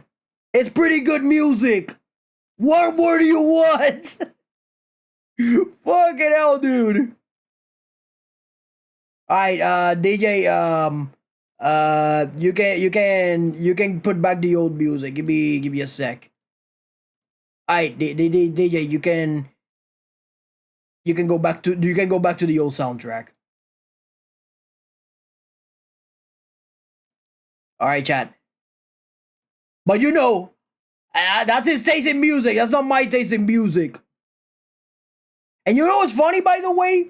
That soundtrack that you guys heard got remixed 3 times. 3 times, chat. 3 times. You got the regular version, the Primos version, and the Post version. The Post version is in my opinion, my favorite. Let's see. Okay, we're moving on with the takes, chat. Because holy shit, there's a lot of takes here. Alright, Final Fantasy VIII, here we go. We haven't had a Final Fantasy VIII take yet. Final Fantasy VIII and junction system has never been half as complicated or difficult to understand as many have implied over the years. The junction system was okay.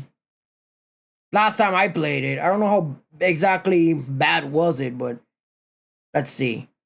This, I never knew how many people are so concerned with this and leveling up until the sub. I was level 100 every time I beat it. Alright, next take. I love Tetra Master. Final Fantasy 9 Tetra Master, chat. Final Fantasy 9 Tetra Master. Tetra Master is fun. Oh my god. It's very fun. Yes, you can get wrecked by RNG, but if you have strong enough cards, you will be fine most of the time. That's crazy, man. Yeah, honestly, chat, this is maybe a hot take, but when it comes to Tetra Master and Triple Triad, I prefer Triple Triad. That's just me. Alright. Okay, we got another take, chat. We're moving on to another take, and this one got 27 likes. So I'm expecting a hot ass take from this. Okay, chat. Buckle up.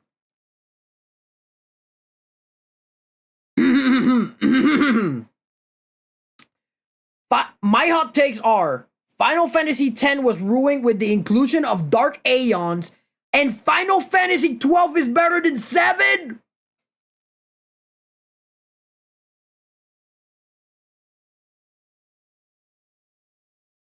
Here I am, chat, meditating and thinking about how am I going to throw hands with a motherfucker.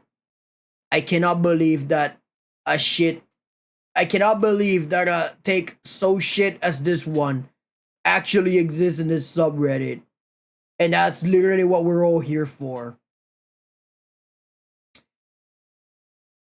I think the Dark Aeons were cool. I thought that was a cool inclusion in Final Fantasy X. But saying that Final Fantasy 12 is a better game than Final Fantasy 7 is fucking wild, bro. Final Fantasy 12? I thought, chat, this may be a hot take, but I thought that Vaughn as a protagonist for Final Fantasy 12 was boring as shit. I thought he was a better character in Dissidia Duodecim than in his own game, for fuck's sake. That's how bad Vaughn was. I don't know, chat. I always found Vaughn to be fucking boring. As a character, I mean. Alright. Let's see what else we got. I do think vanilla Final Fantasy X is the better version because the Dark Aeons are so disruptive to the post-game progression if you didn't already know certain things. I'm just not fond of grinding wall super bosses. It would be totally fine if they were just done like regular super bosses. Instead, they put them in front of stuff that was originally meant to prepare you for the side content. Really sucks. Okay, so everybody seems to be sharing the whole thing with the Dark Aeons. I think hating the Dark Aeons is pretty common. Or maybe it's just me and my friends. Can you expand on your issue with the Dark Aeons? I found them pretty cool. Yeah, exactly. I found the Dark Aeons to be pretty cool. Dark Valefor, Dark Shiva, and Dark Bahamut can lock you out areas needed for the ultimate weapons. You want to be able to fight those same Dark Aeons. I mean, hey, it's a test of skill. If you can't beat Dark Bahamut, then I'm sorry, buddy, but that's a skill issue. I love the Dark Aeons. Plus, I need to be able to fight Dark Yojimbo to farm ribbon armor. And the Dark Matter actually builds up surprisingly fast too, when coupled with the Monster Arena. Oh yeah, you can actually exploit the shit out of them. The stupid ass Dark Aeons. Alright. Chat. Next take. This is a Final Fantasy VII take. The Final Fantasy VII Remake Trilogy has an extremely confusing plot, and Sephiroth has lost his magic due to being overused unnecessarily. Chat. Here's a reason as to why. Sephiroth shows himself a lot in Final Fantasy VII Remake Trilogy. Oh, Sephiroth is not the same as before. He doesn't have his mystique. Sephiroth doesn't have what made him mysterious and stuff. It's because you cannot do that anymore, Chad. Because back in the day, when you play Final Fantasy VII for the first time, nobody knew who the fuck Sephiroth was. Everybody talked about how great he was, how powerful he was, how much of an influence and soldier he had, but nobody knew that back then. But now with the remakes, like now that you experience the story from OG, everybody knows who Sephiroth is. Everybody knows Sephiroth. So you gotta find a way to make Sephiroth, you know, interesting again. You gotta try something new. Even though, yes, Sephiroth from Remake may be considered, oh, they shouldn't have done. He's lost a lot of magic due to being overused and stuff. But the thing is, chat, this is not the same Sephiroth from OG7. This is a different Sephiroth. That's the difference. That's the whole difference. Alright, let me see these two replies. Coldest take ever award. Nah, that's a hot take. And yet I get downvoted to oblivion every time I mention this under a related Final Fantasy VII post. Well, because this is a hot take post, you get the upvote. No downvotes for you, buddy. Not today. Alright. Final Fantasy X. Okay, this is from actual 10. This is not from 10.2. Chat! Does anybody love Blitzball in the chat? In Final Fantasy X, does anybody love Blitzball? Because if you like Blitzball, this is not the post for you. This motherfucker hates playing Blitzball in Final Fantasy X. One of the features that is highly requested in Final Fantasy XIV is the ability to be able to play Blitzball. A lot of people want to play Blitzball, but we don't have Blitzball yet. Chat. I did not hate Blitzball that much, if I'm being honest. I thought Blitzball was cool. I mean, hey, I think Blitzball is what makes Final Fantasy X, you know? It's literally what makes Final Fantasy X. Is this a hot take? I feel like I'm in the minority of people who love Blitzball. Oh, I love Blitzball. I also feel that loving Blitzball is a minority opinion. I think Blitzball has some great potential, some really good ideas for a game, but something just didn't click for me. And I've always felt like most people agrees with me on that. Damn, so a lot of people actually do hate Blitzball. It's funny because people hate Blitzball, but they want Blitzball in 14. I don't get it. I really don't get it. Blitzball, one of the most requested features in Final Fantasy XIV, and people hate it for whatever reason. I don't get it. Right, the mandatory tournament match is the only one I ever play. No way I'm about to play it as a mini game too. I gotta see how bad Blitzball actually was, because I don't remember Blitzball being that bad. Chat, for anybody who has played Final Fantasy X, was Blitzball really that bad? I don't think so. Like, was Blitzball really as bad as they mention here? Recruit players that don't suck and you barely have to do anything. Hey, true, right? Just recruit the better players and that's it. You're chill.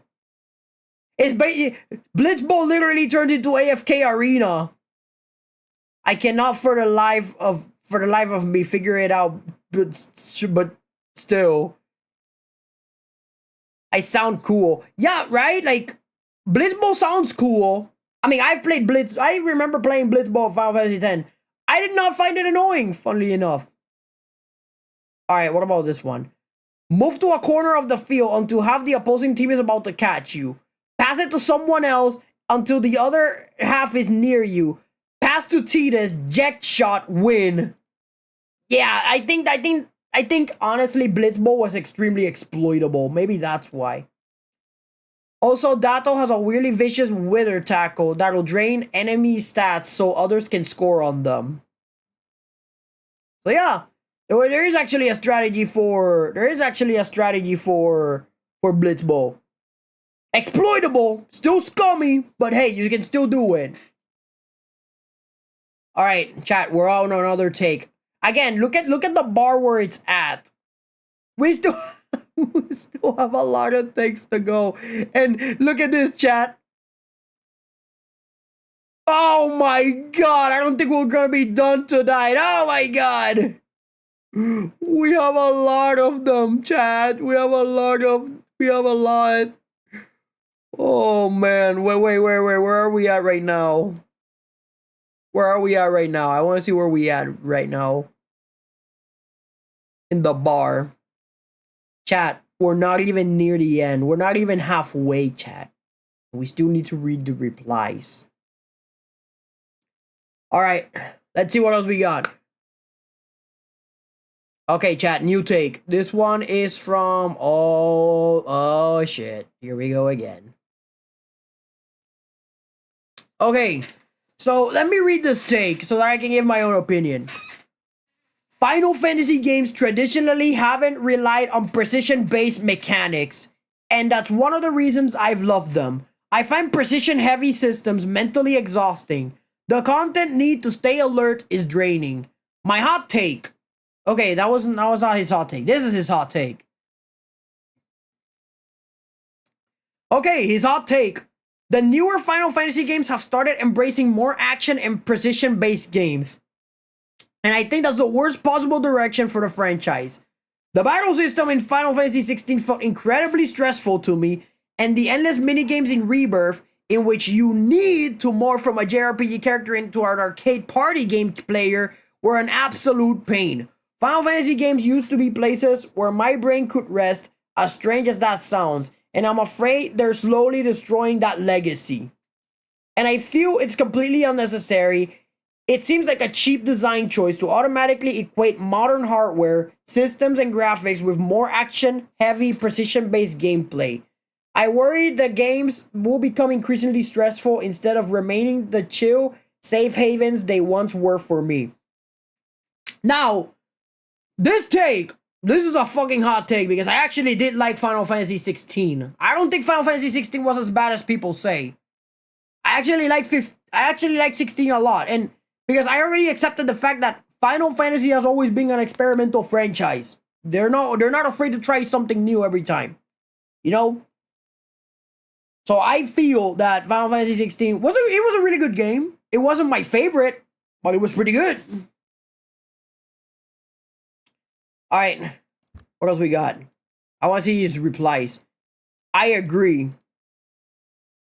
I think minigames and stuff break up monotony, whatever. Even with the best battle system, it just gets boring to do nothing but fight. The best Final Fantasy games to me are the ones that have good pacing. Oh my god, here we go again with the pacing. Rather than nothing but an endless grind. Dungeon crawl, get to town, have some downtime, talk to people, experience some shocking story revelations. I just like to have a variety in a long adventure. Chat, you know what's the chat? Whenever I am seeing someone arguing about something, you know what is the word that I always see in their argument that always makes me not take them seriously? Every single time I see this word in an argument, I never take them seriously. It says one right here. Every single time someone says the word pacing, I'm like, nah, motherfucker. I can't take you seriously after that. Nah. I cannot take you seriously. Like, I think the moment that you use the word pacing, I think you're rage baiting. I feel that I'd be lying if I were to say that I've never enjoyed a game that was just dungeon, boss fight town, dungeon, boss fight town, dungeon, boss fight town. But I think in general, the best games are less formulaic than that. That's the thing. If you do the same shit over and over and over and over and over and over again, it gets stale and it gets boring. You gotta experiment a little bit with that. I used to agree with you until the 7 remake games came out. See? Exactly. The thing is, like, all of this was alright. This is what ruined your entire argument. This word right here. Okay, next take. Okay, this is oh, wait a minute. Oh, wait. Chat. This is Final Fantasy 2 we're talking about. Final Fantasy 2. Final Fantasy 2 is oh my god, damn. Do people really think Final Fantasy 2 is that bad? Final Fantasy 2 is really fun. Is the volume still high? No, it's low. Okay, chat. Final Fantasy 2 is really fun, and when played casually, is fairly well balanced. It's certainly better than the Saga series that came after it. The only thing that sucks is leveling magic, but there's plenty of time and game to level them normally. Okay, chat. Yes, this may be a hot take to a lot of people, but personally speaking, I actually enjoyed Final Fantasy 2. Believe it or not, I actually did enjoy Final Fantasy 2, even if Final Fantasy 2 is considered the black sheep of the Final Fantasy franchise. I enjoyed it. I liked it.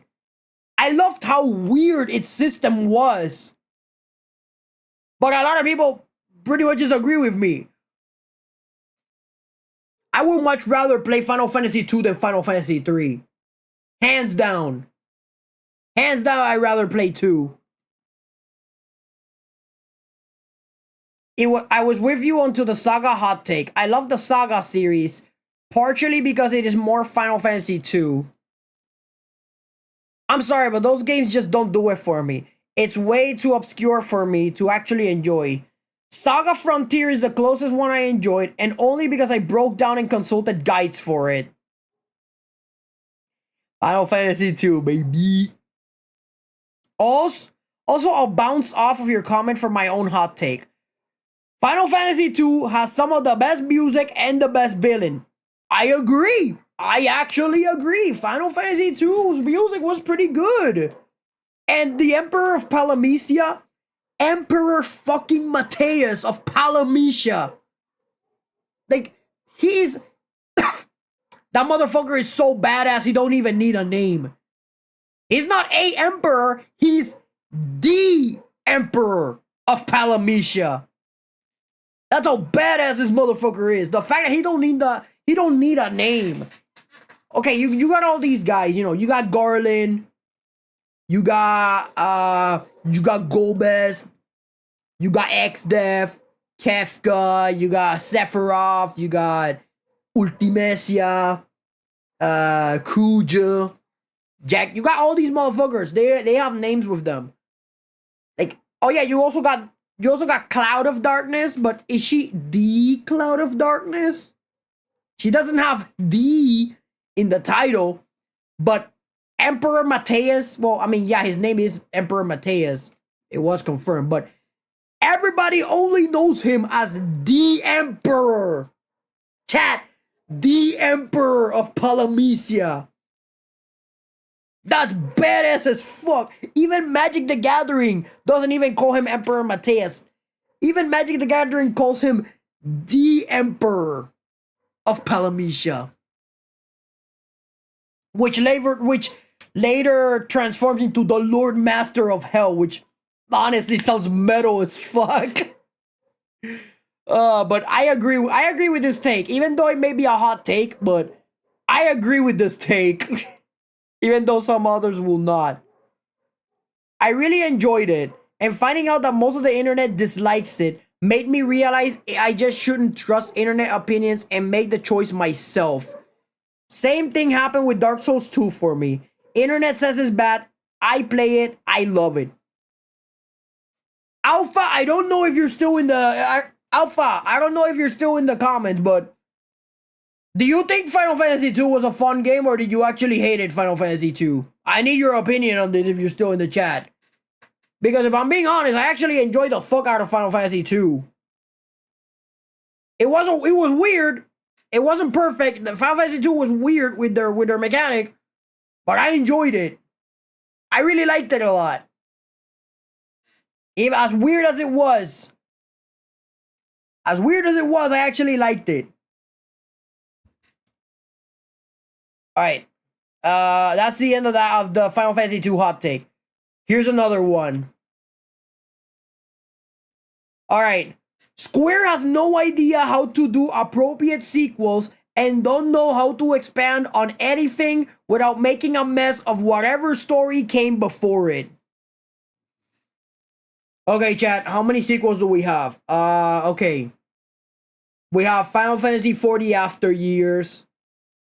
We have Advent Children, which I thought was cool. We have 10-2. We have the expansions for Final Fantasy 11, but that doesn't count because that's an MMO. We got 12 Revenant Wings. 13-2 and Lightning Returns. 14 doesn't count again, that's an MMO. We got 15 in the DLCs, which doesn't even have a sequel. And then you have the 16 DLC. I don't think that counts as a sequel either. No, it doesn't. Chat. Chat. Okay. After Year was a weird take after 4. I didn't get to play it, but I mean, it's just there. If you want to play After Years, that's on you. After Years was literally the events after 4. A lot of people do not consider it canon, but that's fine. You know that you're playing as Cecil and Rosa's kid, that being Theodore. Then you have Advent Children, which I thought was an amazing movie. I don't know why a lot of people do not like. There were a lot of people that did not like Advent Children, but personally, I loved Advent Children. I thought it was great. That was amazing. But a lot of people did not share that sentiment, apparently. 10-2, yeah, 10-2 was kind of there.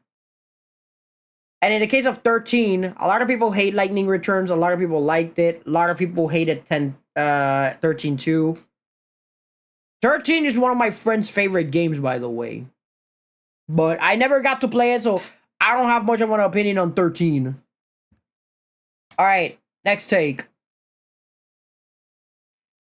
The best SNES Final Fantasy is Chrono Trigger. Okay. Chrono Trigger is an amazing game, I will admit. But I will refuse to admit that it's better than Final Fantasy VI. I'm willing to die on this hill when I say that Final Fantasy VI is the best Final Fantasy of all time. What? Chat. Why you delete comments? What is this? I don't want to see this. I want to see your hot takes. We're talking about hot takes here. Even if your take is shit, I want to see it. Why do you remove your own comment? We're here for hot takes. None of that pussy shit. I need to hydrate, chat. Hold on a second.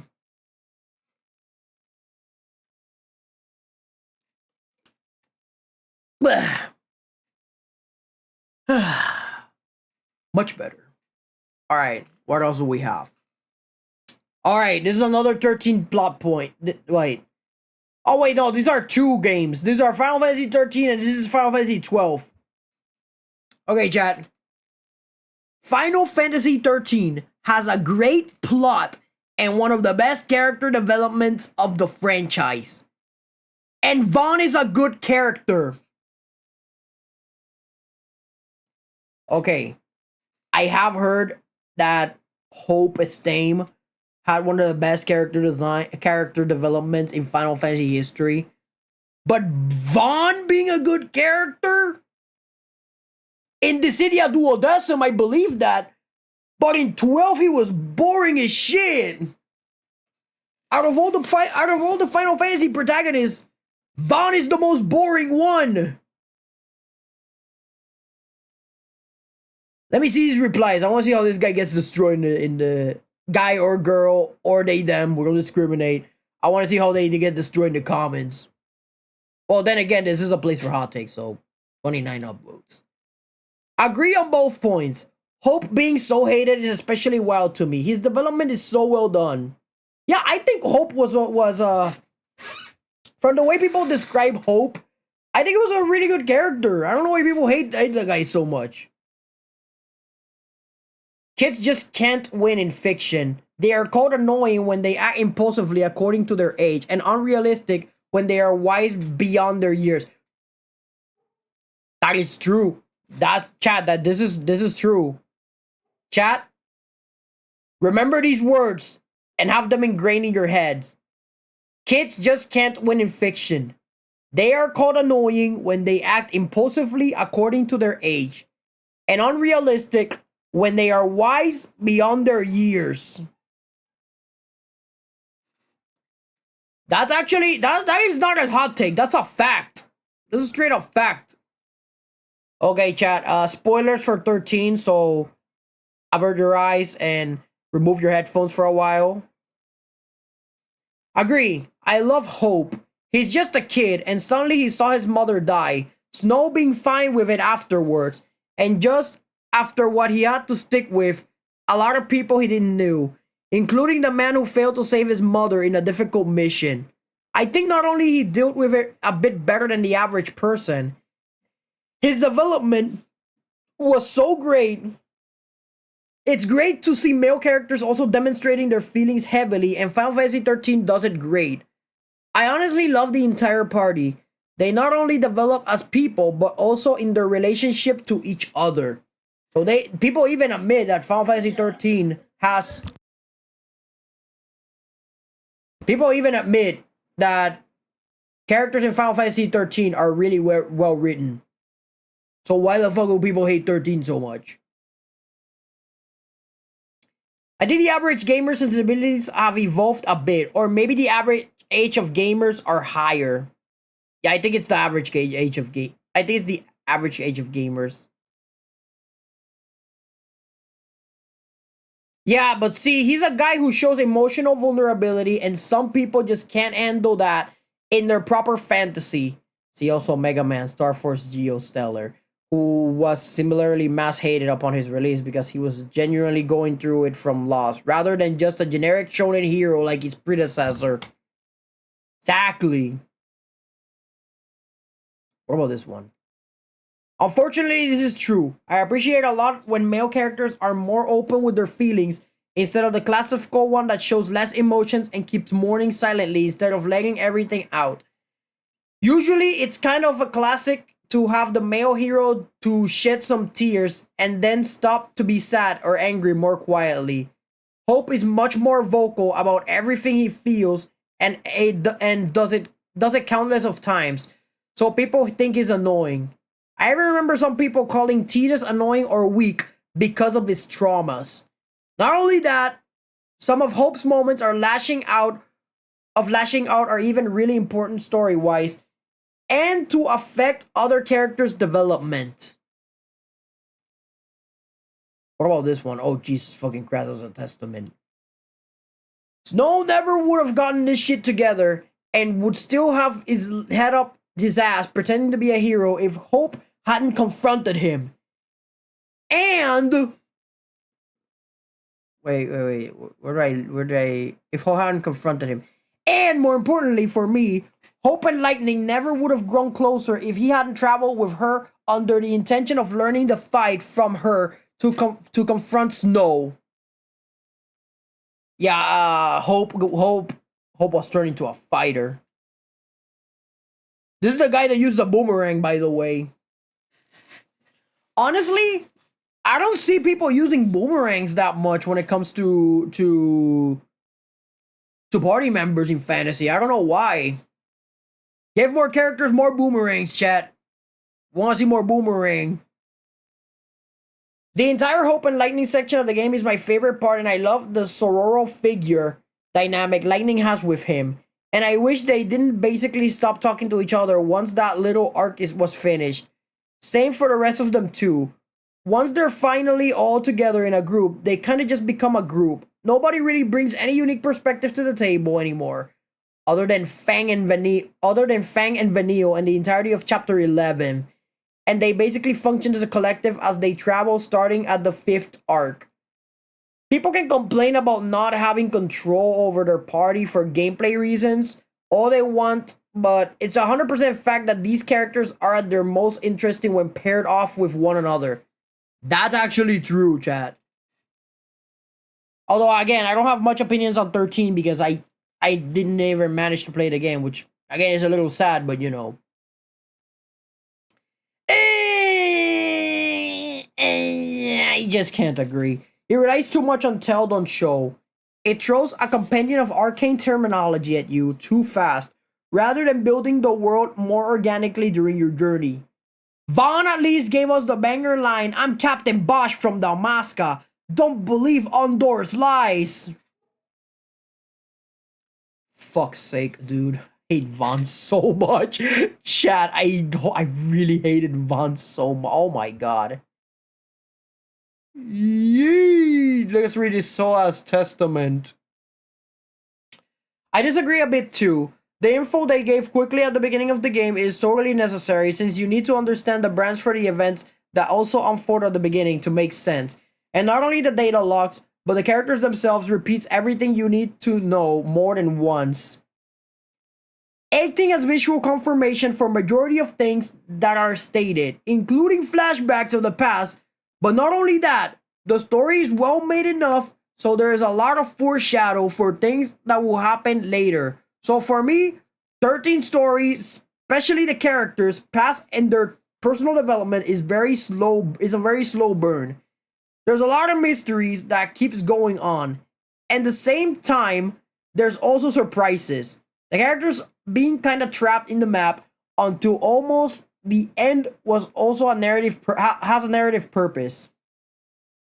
Obviously, the story and the game in general has some flaws, like Jill being completely wasted after showing potential. But overall, I think 13 plot and especially the characters are so well made and full of details and care put on these.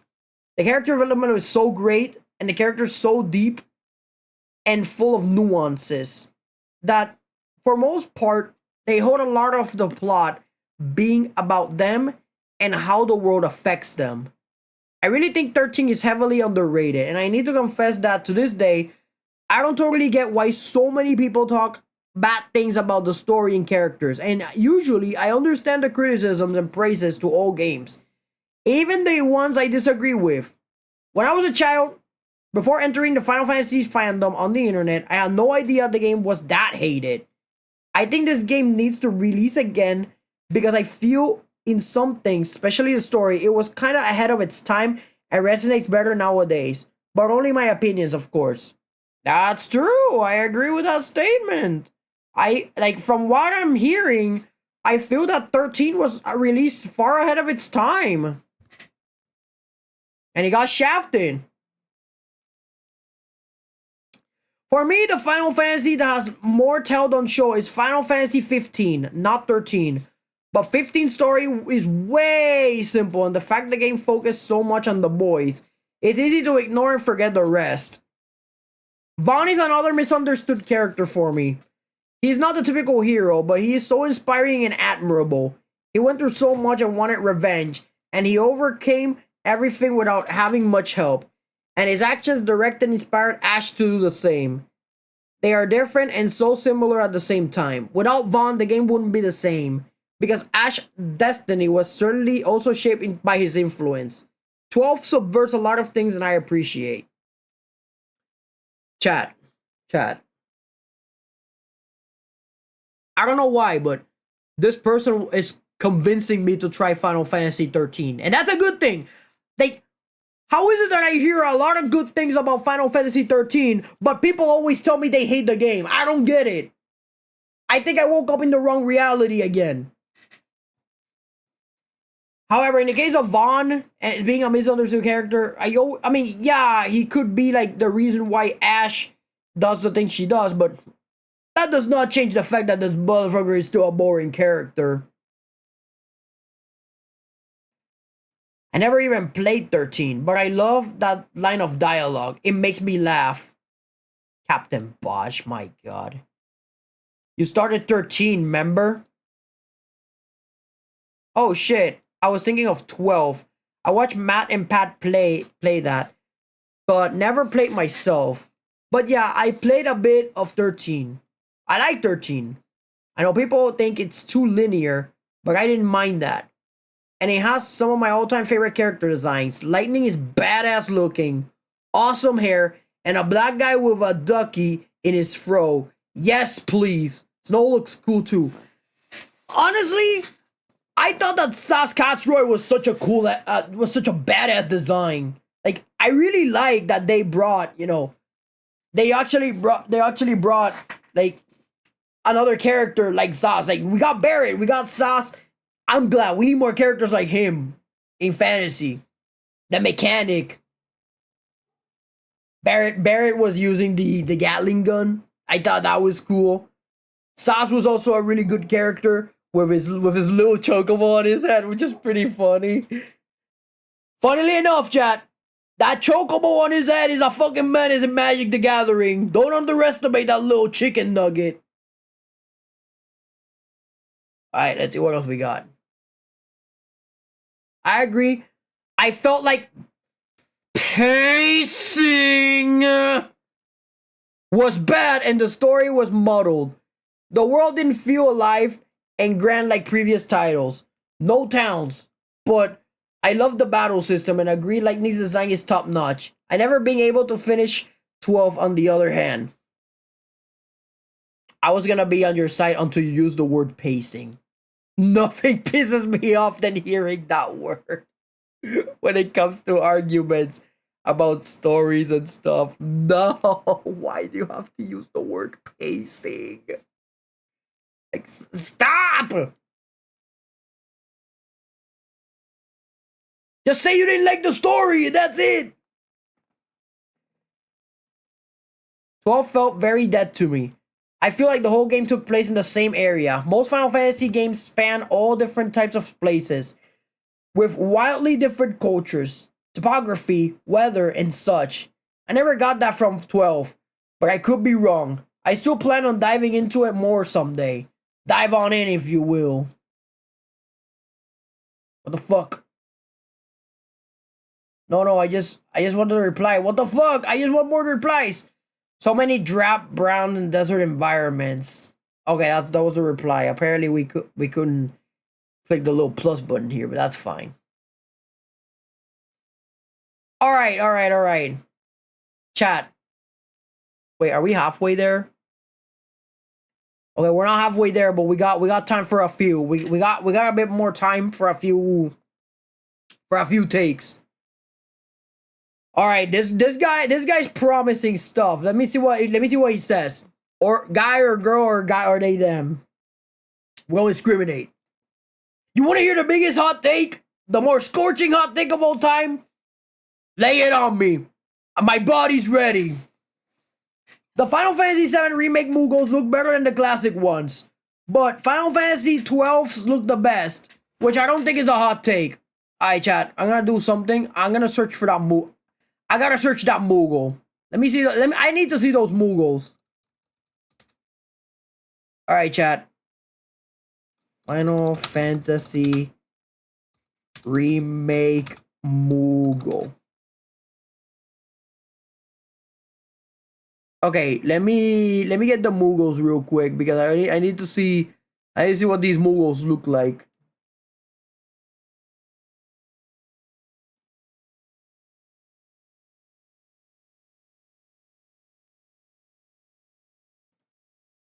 Okay, it's not the best high resolution image, right? It's not the best high resolution image, but I need to see exactly what they look like.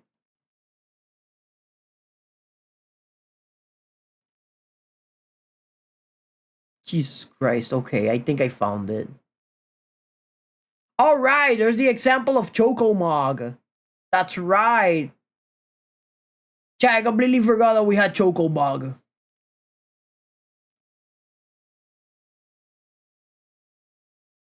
Alright, I found the Moogles, chat. And then they said Final Fantasy 12 Moogles.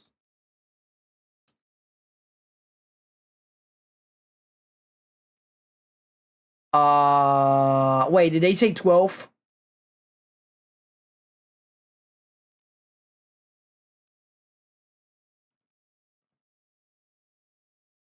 Alright, chat. I hope you guys are ready. I hope you guys are prepared mentally. I hope you guys are mentally prepared. Alright, chat, let's go back to the take. So, according to this person, according to this hot take, they said that the Final Fantasy VII Remake Moogles look better than the classic Moogles. Let's take a look at those Moogles. Okay, you know why I see it. Okay, this Moogle doesn't look that bad. It looks cute. What I don't like, I don't know. Something about it feels off though.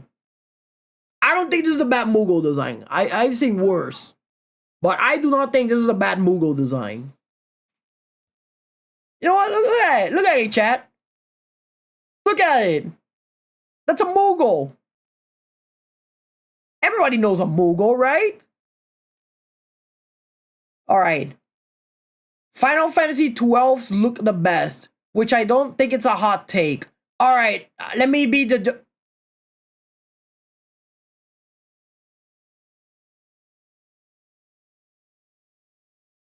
Chat. I think I remember the reason why I didn't like 13 now. Well, not 13, but... I think I remembered why I didn't like 12 that much. I think I remember why I say 12 traumatized me much. What is that? Chad, that's not a Moogle.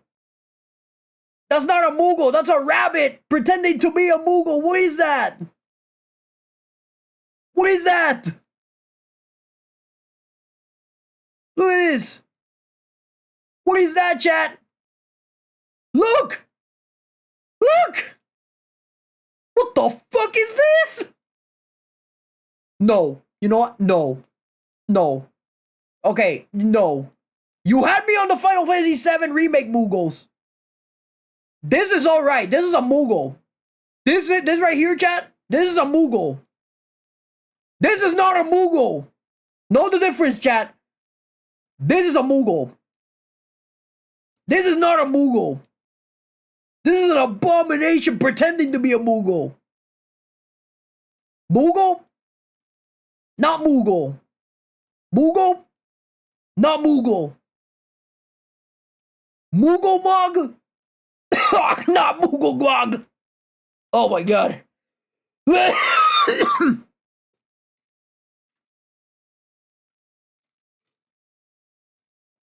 Moogles who look like rabbits literally make me cough. Sorry guys, I'm still a little bit sick, but I'm slowly recovering, so bear with me.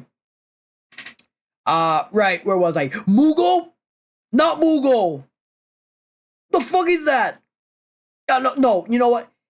Get this shit out of my face. Okay, look, this is a Moogle, but I still feel like there's something off about it. Get him out of my face. Bro. Okay, oh my god. Okay, chat. I had high expectations for the Final Fantasy 12 Moogle until I remembered that it was those damn fucking rabbits. Oh my god. Final Fantasy 12 Moogles look like as if a Moogle and a Carbuncle did the fusion dance. That's what they look like. That's not a Moogle.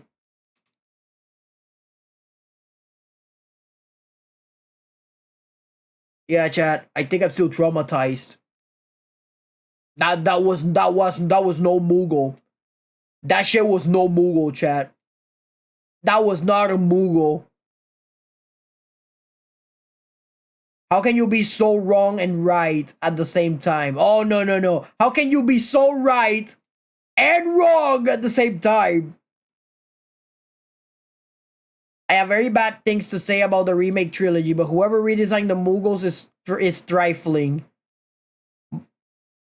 6 Mog for life. Okay, you know what? I agree. I personally think that my personal favorite Moogles was the Moogles from Final Fantasy VI. Just call me Luke. Welcome in. We're reading Final Fantasy hot takes. You're just in time because we just read a really hot take right here. Apparently, Final Fantasy VII Remake Moogles look better than the classic ones, which, okay, that's fine. But Final Fantasy 12 Moogles look the best? I disagree. 100%. 1,400 upvotes. You know what? We're here for it. We're actually here for hot takes. I don't want to see no cold takes. I also particularly love the Evalician Moogles, but you're on your own with that. Final Fantasy VII Remake take. Okay, I don't know why people hate the Final Fantasy VII Remake Moogles. I like them. I like their design. I think it's cute. But the Evalician Moogles? That's not a Moogle. That's a Carbuncle and a Moogle who had a fusion dance and turned into that, whatever that monstrosity was. No! They creep me out! Final Fantasy 9 has the best Moogles. I haven't seen the ones from 9. Final Fantasy 9? Not Crystal Chronicles and that weirdly misshapen Moogle you can paint? Yeah, if Crystal Chronicles only got one thing right, it will be the exquisite Moogle design.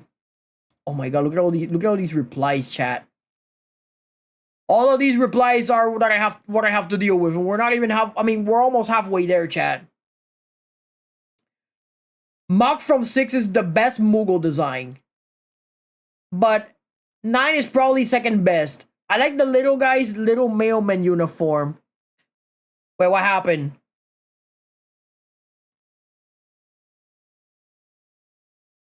Oh, wait. By the way, Luke, sorry about the message from earlier. The auto moderator deleted it, but we don't have like how should I say? We don't have like I think I failed to update it, and it's not allowing like, you know, .com, because the thing is, one of the banned words is literally .com that I didn't place because there was an abundance of bots everywhere. But I am reading your message. By the way, have you climbed or sunk your chess.com rating? I'm not gonna lie, it's been a while since I haven't played chess. I've been wanting to play it again, but I just haven't had the motivation to do so. And I've also had a lot of projects in the background as well.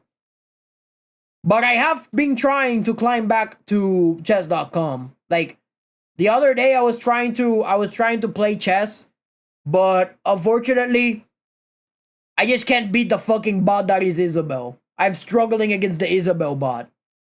I mean, I've been playing like off stream, but yeah. I sunk from 1600 to like 100 and oh god. On Blitz. Yeah, this is out of my jurisdiction. I mean, I don't play Blitz. I only play 10 minutes, so 10-minute chess. But anyways, let's keep going. I like the guy's little mailman uniform, or the other globetrotter guy decked out in his travel gear. Here's the thing, chat. Mog from Final Fantasy VI, in my opinion, is the best Moogle. Why is Mog the best Moogle? My rapid sunk from 1700 to 100. Oh my god, yeah, you sunk badly. You gotta change strategies. But anyways, where was I? Oh yeah. I think that Mog from Final Fantasy VI is one of the best Moogles ever. You know why? He is the only Moogle that is a playable character to this day in a mainline Final Fantasy game. No other Moogle has been playable ever since. My new strategy is the Ponziani and Vienna openings. The one that I wanna, one of the openings that I really wanna learn, I wanna learn the Jobava London, and I'm still to this day trying to practice the Sicilian defense. I honestly just love the Sicilian defense so much. Oh yeah, and the counter against the Queen's Gambit. Those are the openings that I'm trying to learn. Oh yeah, and I also still need to practice the King's Gambit. What else we got on these Final Fantasy hot takes? I love Stiltz King, and I think Moogles in Final Fantasy IX have the funniest dialogue. Okay, that's actually fucking true. Also, man, I actually want to teach you a trap. Maybe now is not the right time because we are reading Final Fantasy hot takes, but maybe in another time when I'm playing chess.com, you can hop on stream and you can show me whatever you want to show me on chess. But for now, we dedicated the day to read the shittiest of takes, and believe me, there's a lot of them. I am still surprised that Sabby Webbs has not decided to participate on this shit, considering his takes on Final Fantasy VII Remake. Alright, let's see what else. 9 Moogles are hilarious. 9 is the funniest Final Fantasy in general. 5 has some good humor. Bart's is funny. 6 has some funny moments. Rebirth is hilarious at moments. It has obvious comedic relief characters like Johnny and Wedge, but also some of the serious characters have some of the funniest moments in the game. Barrett, Rush, Rude, even Cloud. But 9 is by far the funniest as a whole. So much wit and charm and humor of both the dark and light varieties. And yes, the Muggles are hilarious. Johnny's! Don't call me bro. Sure, no problem, bro. My god. I wanted to do this all by myself. And then the last reply. Remake Muggles give me the uncomfortable feeling the original Remake Muggles give me the uncomfortable feeling the original Sonic design for the Sonic movie did. Oh, Jesus Christ, that bad? I don't think they're that bad. I don't think the Muggles from Remake are that bad. Alright. Next take. This one has 7 replies. I'm expecting some scorching garbage take here. Okay. I didn't really like Triple Triad as much as everyone else does. Like, yeah, it's fun for like... Oh, right. I forgot to place my model front and center I forgot to put my model front and center to see what the hell am I doing while reading all this. Alright. I didn't really like Triple Triad as much as everyone else does. Like, yeah, it's fun for like a couple matches, but I didn't imagine spending hours on it to break the game like some people do. I'll even go as far as to say Triple Triad being sort of a face of Final Fantasy VIII negatively impacts its perception, as a lot of people tend to boil it down to the Final Fantasy with a card game. Also, Final Fantasy XIII is an incredible game, and its linearity is fine.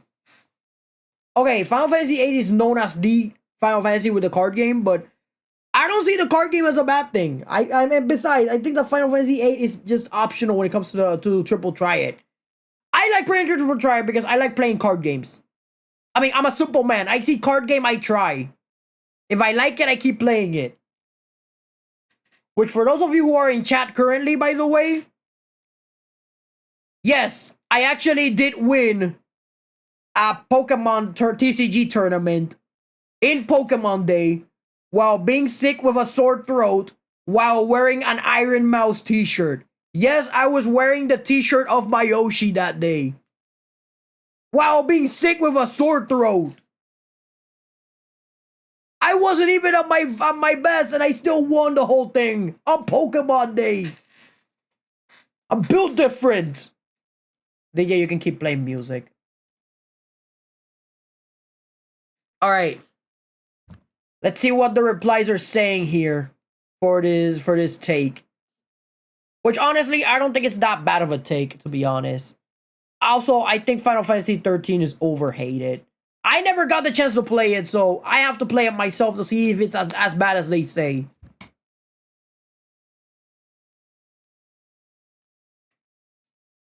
Agree on the Final Fantasy XIII take. Only downsides are the obtuse storytelling and the fact that the gameplay holds off mechanics for way longer than necessary. I swear if I hear the words, we are Lisi, enemies of the state, or something like that. We are Lisi, enemies of the state. I had to say it just to piss them off. Anyways. I never really minded the lore log. The entries were all fairly concise, but also it's kind of hard to explain what a Lisi is in game, when it's just kind of a regular thing that happens sometimes. Like, if a buddy gets a job, you don't explain to someone he got a job. It's something that a person has to do to get money, the main currency of the world. But yeah, I see where you're coming from. The holding off mechanics thing sucks ass for a replay, but when I went through it the first time, it felt fine and natural. Maybe a potential 13 remaster could give you the mechanics at once on a replay. Chat, I think we need a Final Fantasy 13 remaster. Because a lot of people are saying that the game was far ahead of its time. And we actually could use a graphical update for a game like 13. Hell, Crisis Core got a remaster. So, I'm sure they can do the same for 13. 10 and 10-2 got a remaster. Why not do the same for 13? Alright, let's keep going. Let's see what else we got.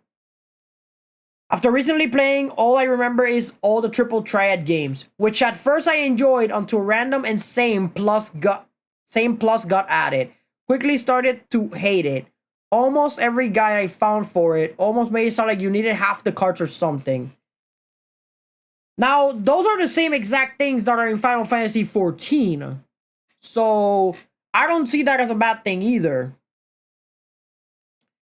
Before Rebirth, and maybe Fishing in 15, most Final Fantasy titles had pretty bad minigames. Triple Triad being the exception. I agree! That shitty-ass minigame from Final Fantasy VII where you had to control the troops, I did not like that game at all. Though I only played it once, the one with the tower, never looked at it again. Fuck that minigame! Triple Triad being the exception. I can see why it stands out as something great by comparison to the rest of the minigames. That's a fair assessment. I didn't really consider that nearly all the other minigames suck ass. Why deleted comment? What is this? Why do I see deleted comment? I want to see hot takes. I want to see people getting mad. Where is it? Triple Triad is way overrated. It's nostalgia just like Final Fantasy VIII as a whole. It's not a deep or complex game and not really that fun. Especially when you have to save scum constantly. Queen's Blood is astronomically better. Triple Triad feels like I'm playing tic-tac-toe in comparison. Yeah, but the thing is about Triple Triad, the Triple Triad game is like, you know, Triple Triad is much more simple. Queen's Blood is Triple Triad on steroids for Final Fantasy VII.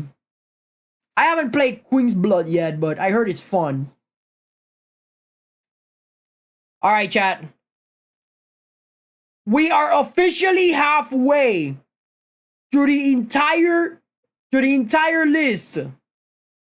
However, we're not going to be able to read all of them because I'm running out of oxygen. I'm running out of fuel. And unfortunately, I'm gonna have to how should I say? I'm gonna have to leave it for part 2. We're gonna continue this shit on Wednesday. Oh yeah, and another thing. But I will say one more thing before we leave, just in case. But first, I got room for one more hot take, and I feel like I'm being targeted, chat. I feel like I'm being targeted. My favorite game, my favorite Final Fantasy is mentioned. All right. I'm locked in. I'm locked in, chat. Final Fantasy VI is my least favorite of the main series. While it's not a bad game, it has many flaws. The flat and wooden characters and the basic plot could have been so much better.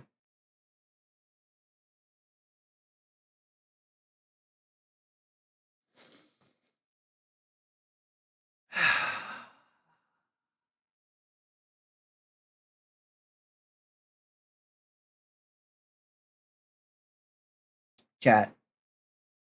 This is the reason why I constantly say I have no enemies. Only inferiors. Because of reasons like this. They don't know peak when they see it.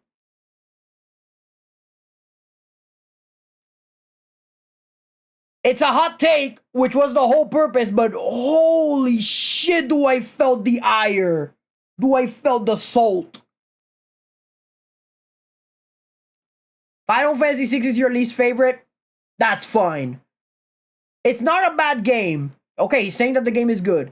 It has many flaws. Okay, I will admit, Final Fantasy VI was not the most perfect game either. The realm sketching glitch actually costed me hours of grinding. And I will admit that. Realm sketching was so powerful they turned that shit into a Magic the Gathering card.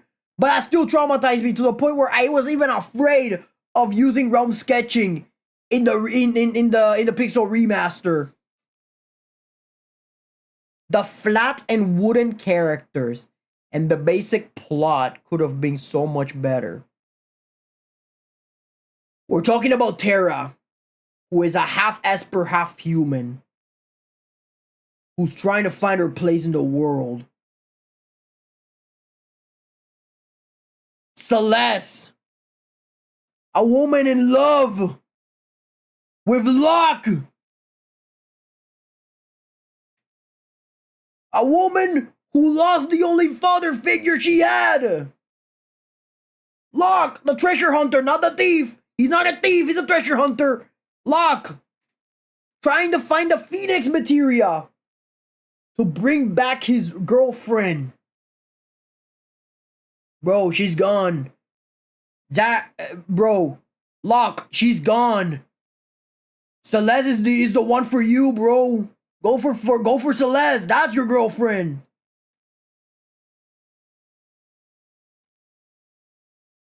Edgar, the king of Figaro. The one who had to carry the burden of being the king of Figaro just so Sabin wouldn't be king. Reunited at last with his brother after a long while. Cyan, a samurai on a quest for revenge due to his family dying over Kefka shenanigans by Kefka poisoning the waters. He had a wife and he had a kid, and they both died, all because of Kefka. Shadow, the mysterious assassin. He was a man of a few words, but Shadow was such a cool character. And he has his dog Interceptor. Strago and Realm. Grandpa and granddaughter. One of them sketches, the other one writes. It's called Sketch and Lore for a reason.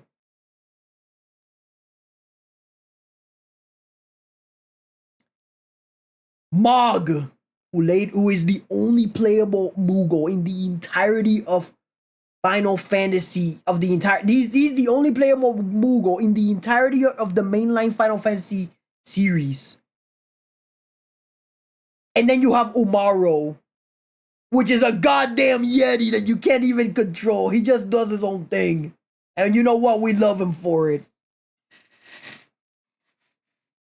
And apparently they're flat and wooden characters. I have never disagreed with someone so much as him.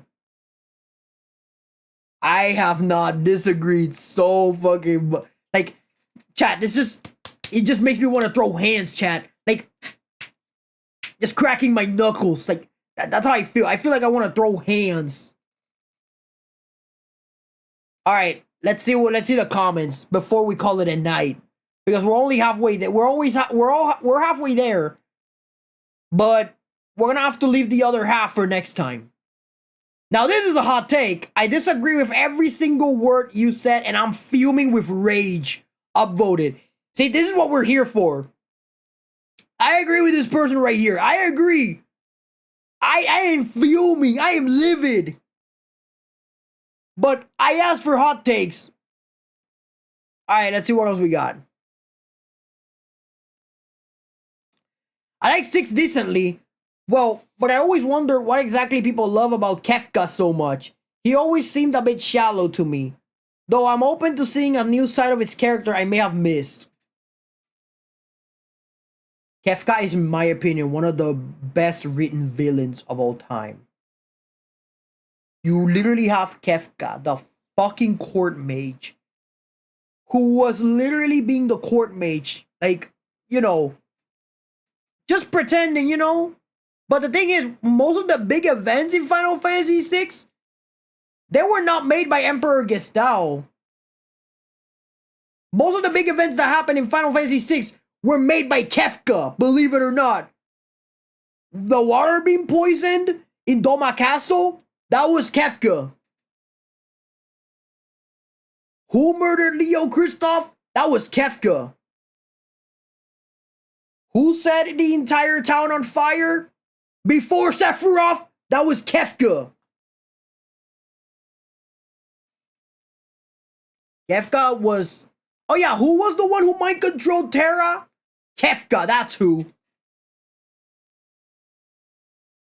Dude.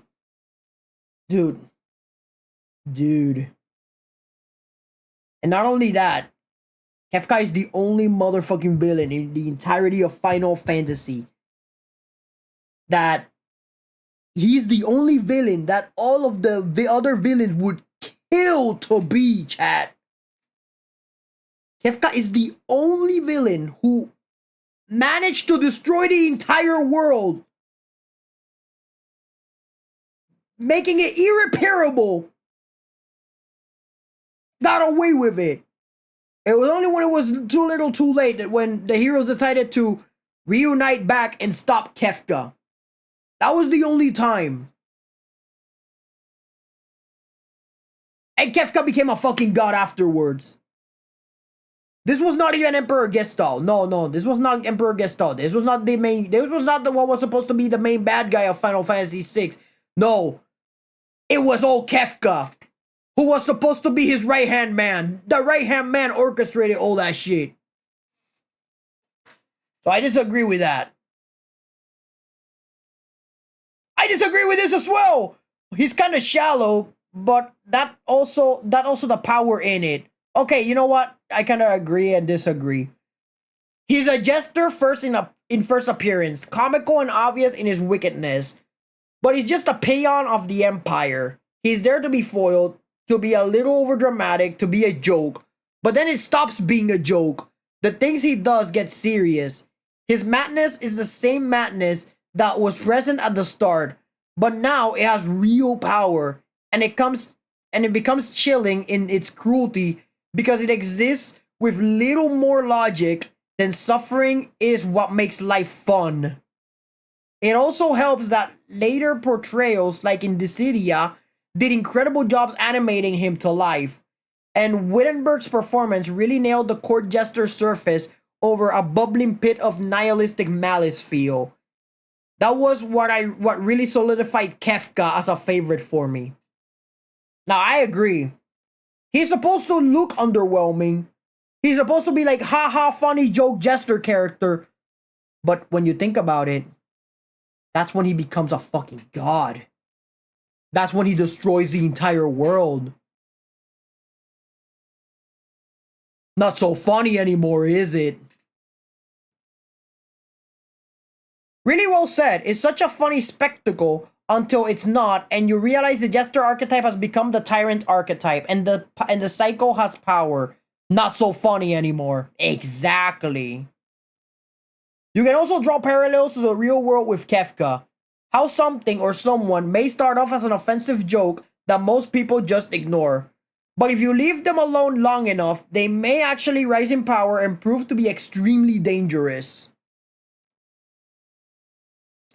The Kefka in Dissidia is great. He feels like a proper character. You just counteracted your own point, brother. What the fuck? Kefka is definitely shallow. I disagree. He just had some personality and looks cool compared to the bosses before. Definitely a unique design, though. Having a personality is shallow.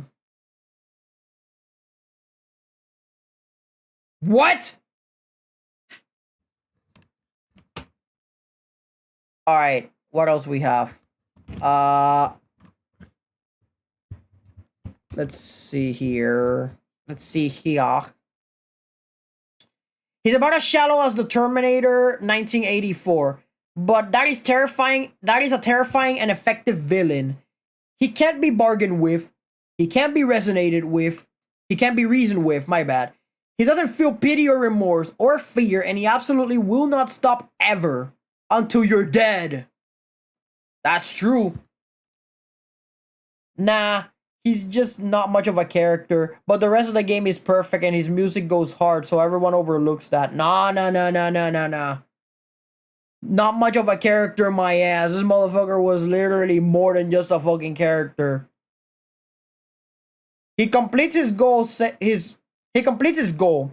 Set out to become a god and destroy the world, then does so. The heroes in the story fail to stop him and later come back to get revenge and stop him from his next goal. Exactly.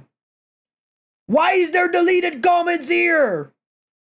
I want to see bloodshed. Also, I think... Oh, yep, there it is. Comments got deleted. I want to see bloodshed. I want to see hot takes. None of this pussy shit. We're here to see hot takes. That's my favorite part. He wants ultimate power, gets it, and then quickly gets bored. He's a dog that caught the car and then doesn't know what to do next. Alright, what's next? You win this threat, my friend. I have to like we're all in on this, chat. We're here to see all of these freaking hot takes. Oh, here's another one. Not every game needs to be a deep dive into characters' emotions and personalities. Fantastic stories can be written focusing more on plot and conflict. Final Fantasy VI is not character-driven. It's not a character-driven story. It is a plot-driven story. Honestly, I find it immersion-breaking to have a character find himself emotionally when the world is crumbling to pieces around them. What do you mean it's not a character-driven story? Every single character has its own story to tell in Final Fantasy VI. That's what makes it so great. All of them have their struggles and their ideals. Honestly, real. It's just always bounced off me. Tried to play emulated copies a couple times, dropped it each time. Then, I got all the pixel remasters, blasted through 1 through 5, 100% achievements, and then got to 6 and stopped at the ghost train. So you just went to 6. Just to suplex the goddamn train, and then you left. No. Whoever you are, Zoomy333, I want you to go back to Final Fantasy VI. I want you to suplex the fuck out of that train, throw a phoenix down to it if you have to, and experience the rest of the story. Because my brother in Christ, you're missing out on the best Final Fantasy of all time. Okay, I did say I only had time for one, but we have time for one more because this one is extremely short. Red Mage is so fun, so I took 4 of them. I'm gonna disagree with you on that one. How fucking dare you?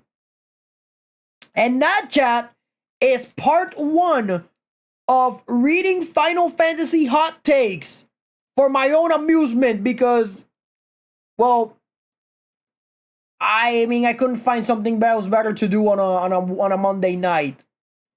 That was part 1, chat. But don't worry, there will be a part 2. We will be having a part 2 on Wednesday. And a little disclaimer for those of you who were expecting art this Friday, we're gonna do a little exception because I just got noticed and I received word that the Spire is back. Apparently in cyberspace, the Spire is back. And I thought I took care of that shit a year ago. But no, the Spire is back to show its ugly face. So, on Friday, I'm going to be playing Slay the Spire 2. So, expect that to happen. Literally on Friday. And that's what I wanted to say, by the way. But right after I play Slay the Spire, I will go back to finishing Final Fantasy VII, and I will still do art, by the way. That art on Fridays, that is not going away. But I will go back to Final Fantasy VII once I finish Slay the Spire 2. But anyways, that's it for tonight. That is it for Hot Takes Part 1. Expect Hot Takes Part 2 on Wednesday. But do not go anywhere, chat. Because you guys know what time it is. It's time for dun dun dun dun dun Rate a Streamer, where we rate a streamer at the end of each stream. Alright. Which one's gonna be my raid victim tonight? Let's take a look. Who's gonna be the perfect raid victim? Alright. Okay, chat. Here's what we're gonna do. I am going to blast you guys towards... So many streamers to raid. However, chat, because we're doing Final Fantasy hot takes, I'm gonna blast you guys straight towards Ana Belinda, who is currently playing Final Fantasy V, alright? So, do show Ana Belinda some love. Let me write the message first and foremost. Let me write the usual thing before we raid.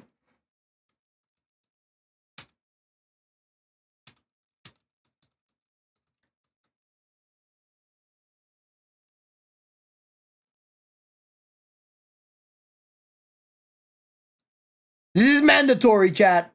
Nah, okay, it's not mandatory, but for those of you who are currently subscribed, you guys have my little emote, me with a little headphone, megaphone, my bad. But for those of you who don't have the megaphone, you can always just, you guys can copy the entire thing in full-on caps lock. But we're gonna be raiding Ana Belinda, who is currently playing Final Fantasy V.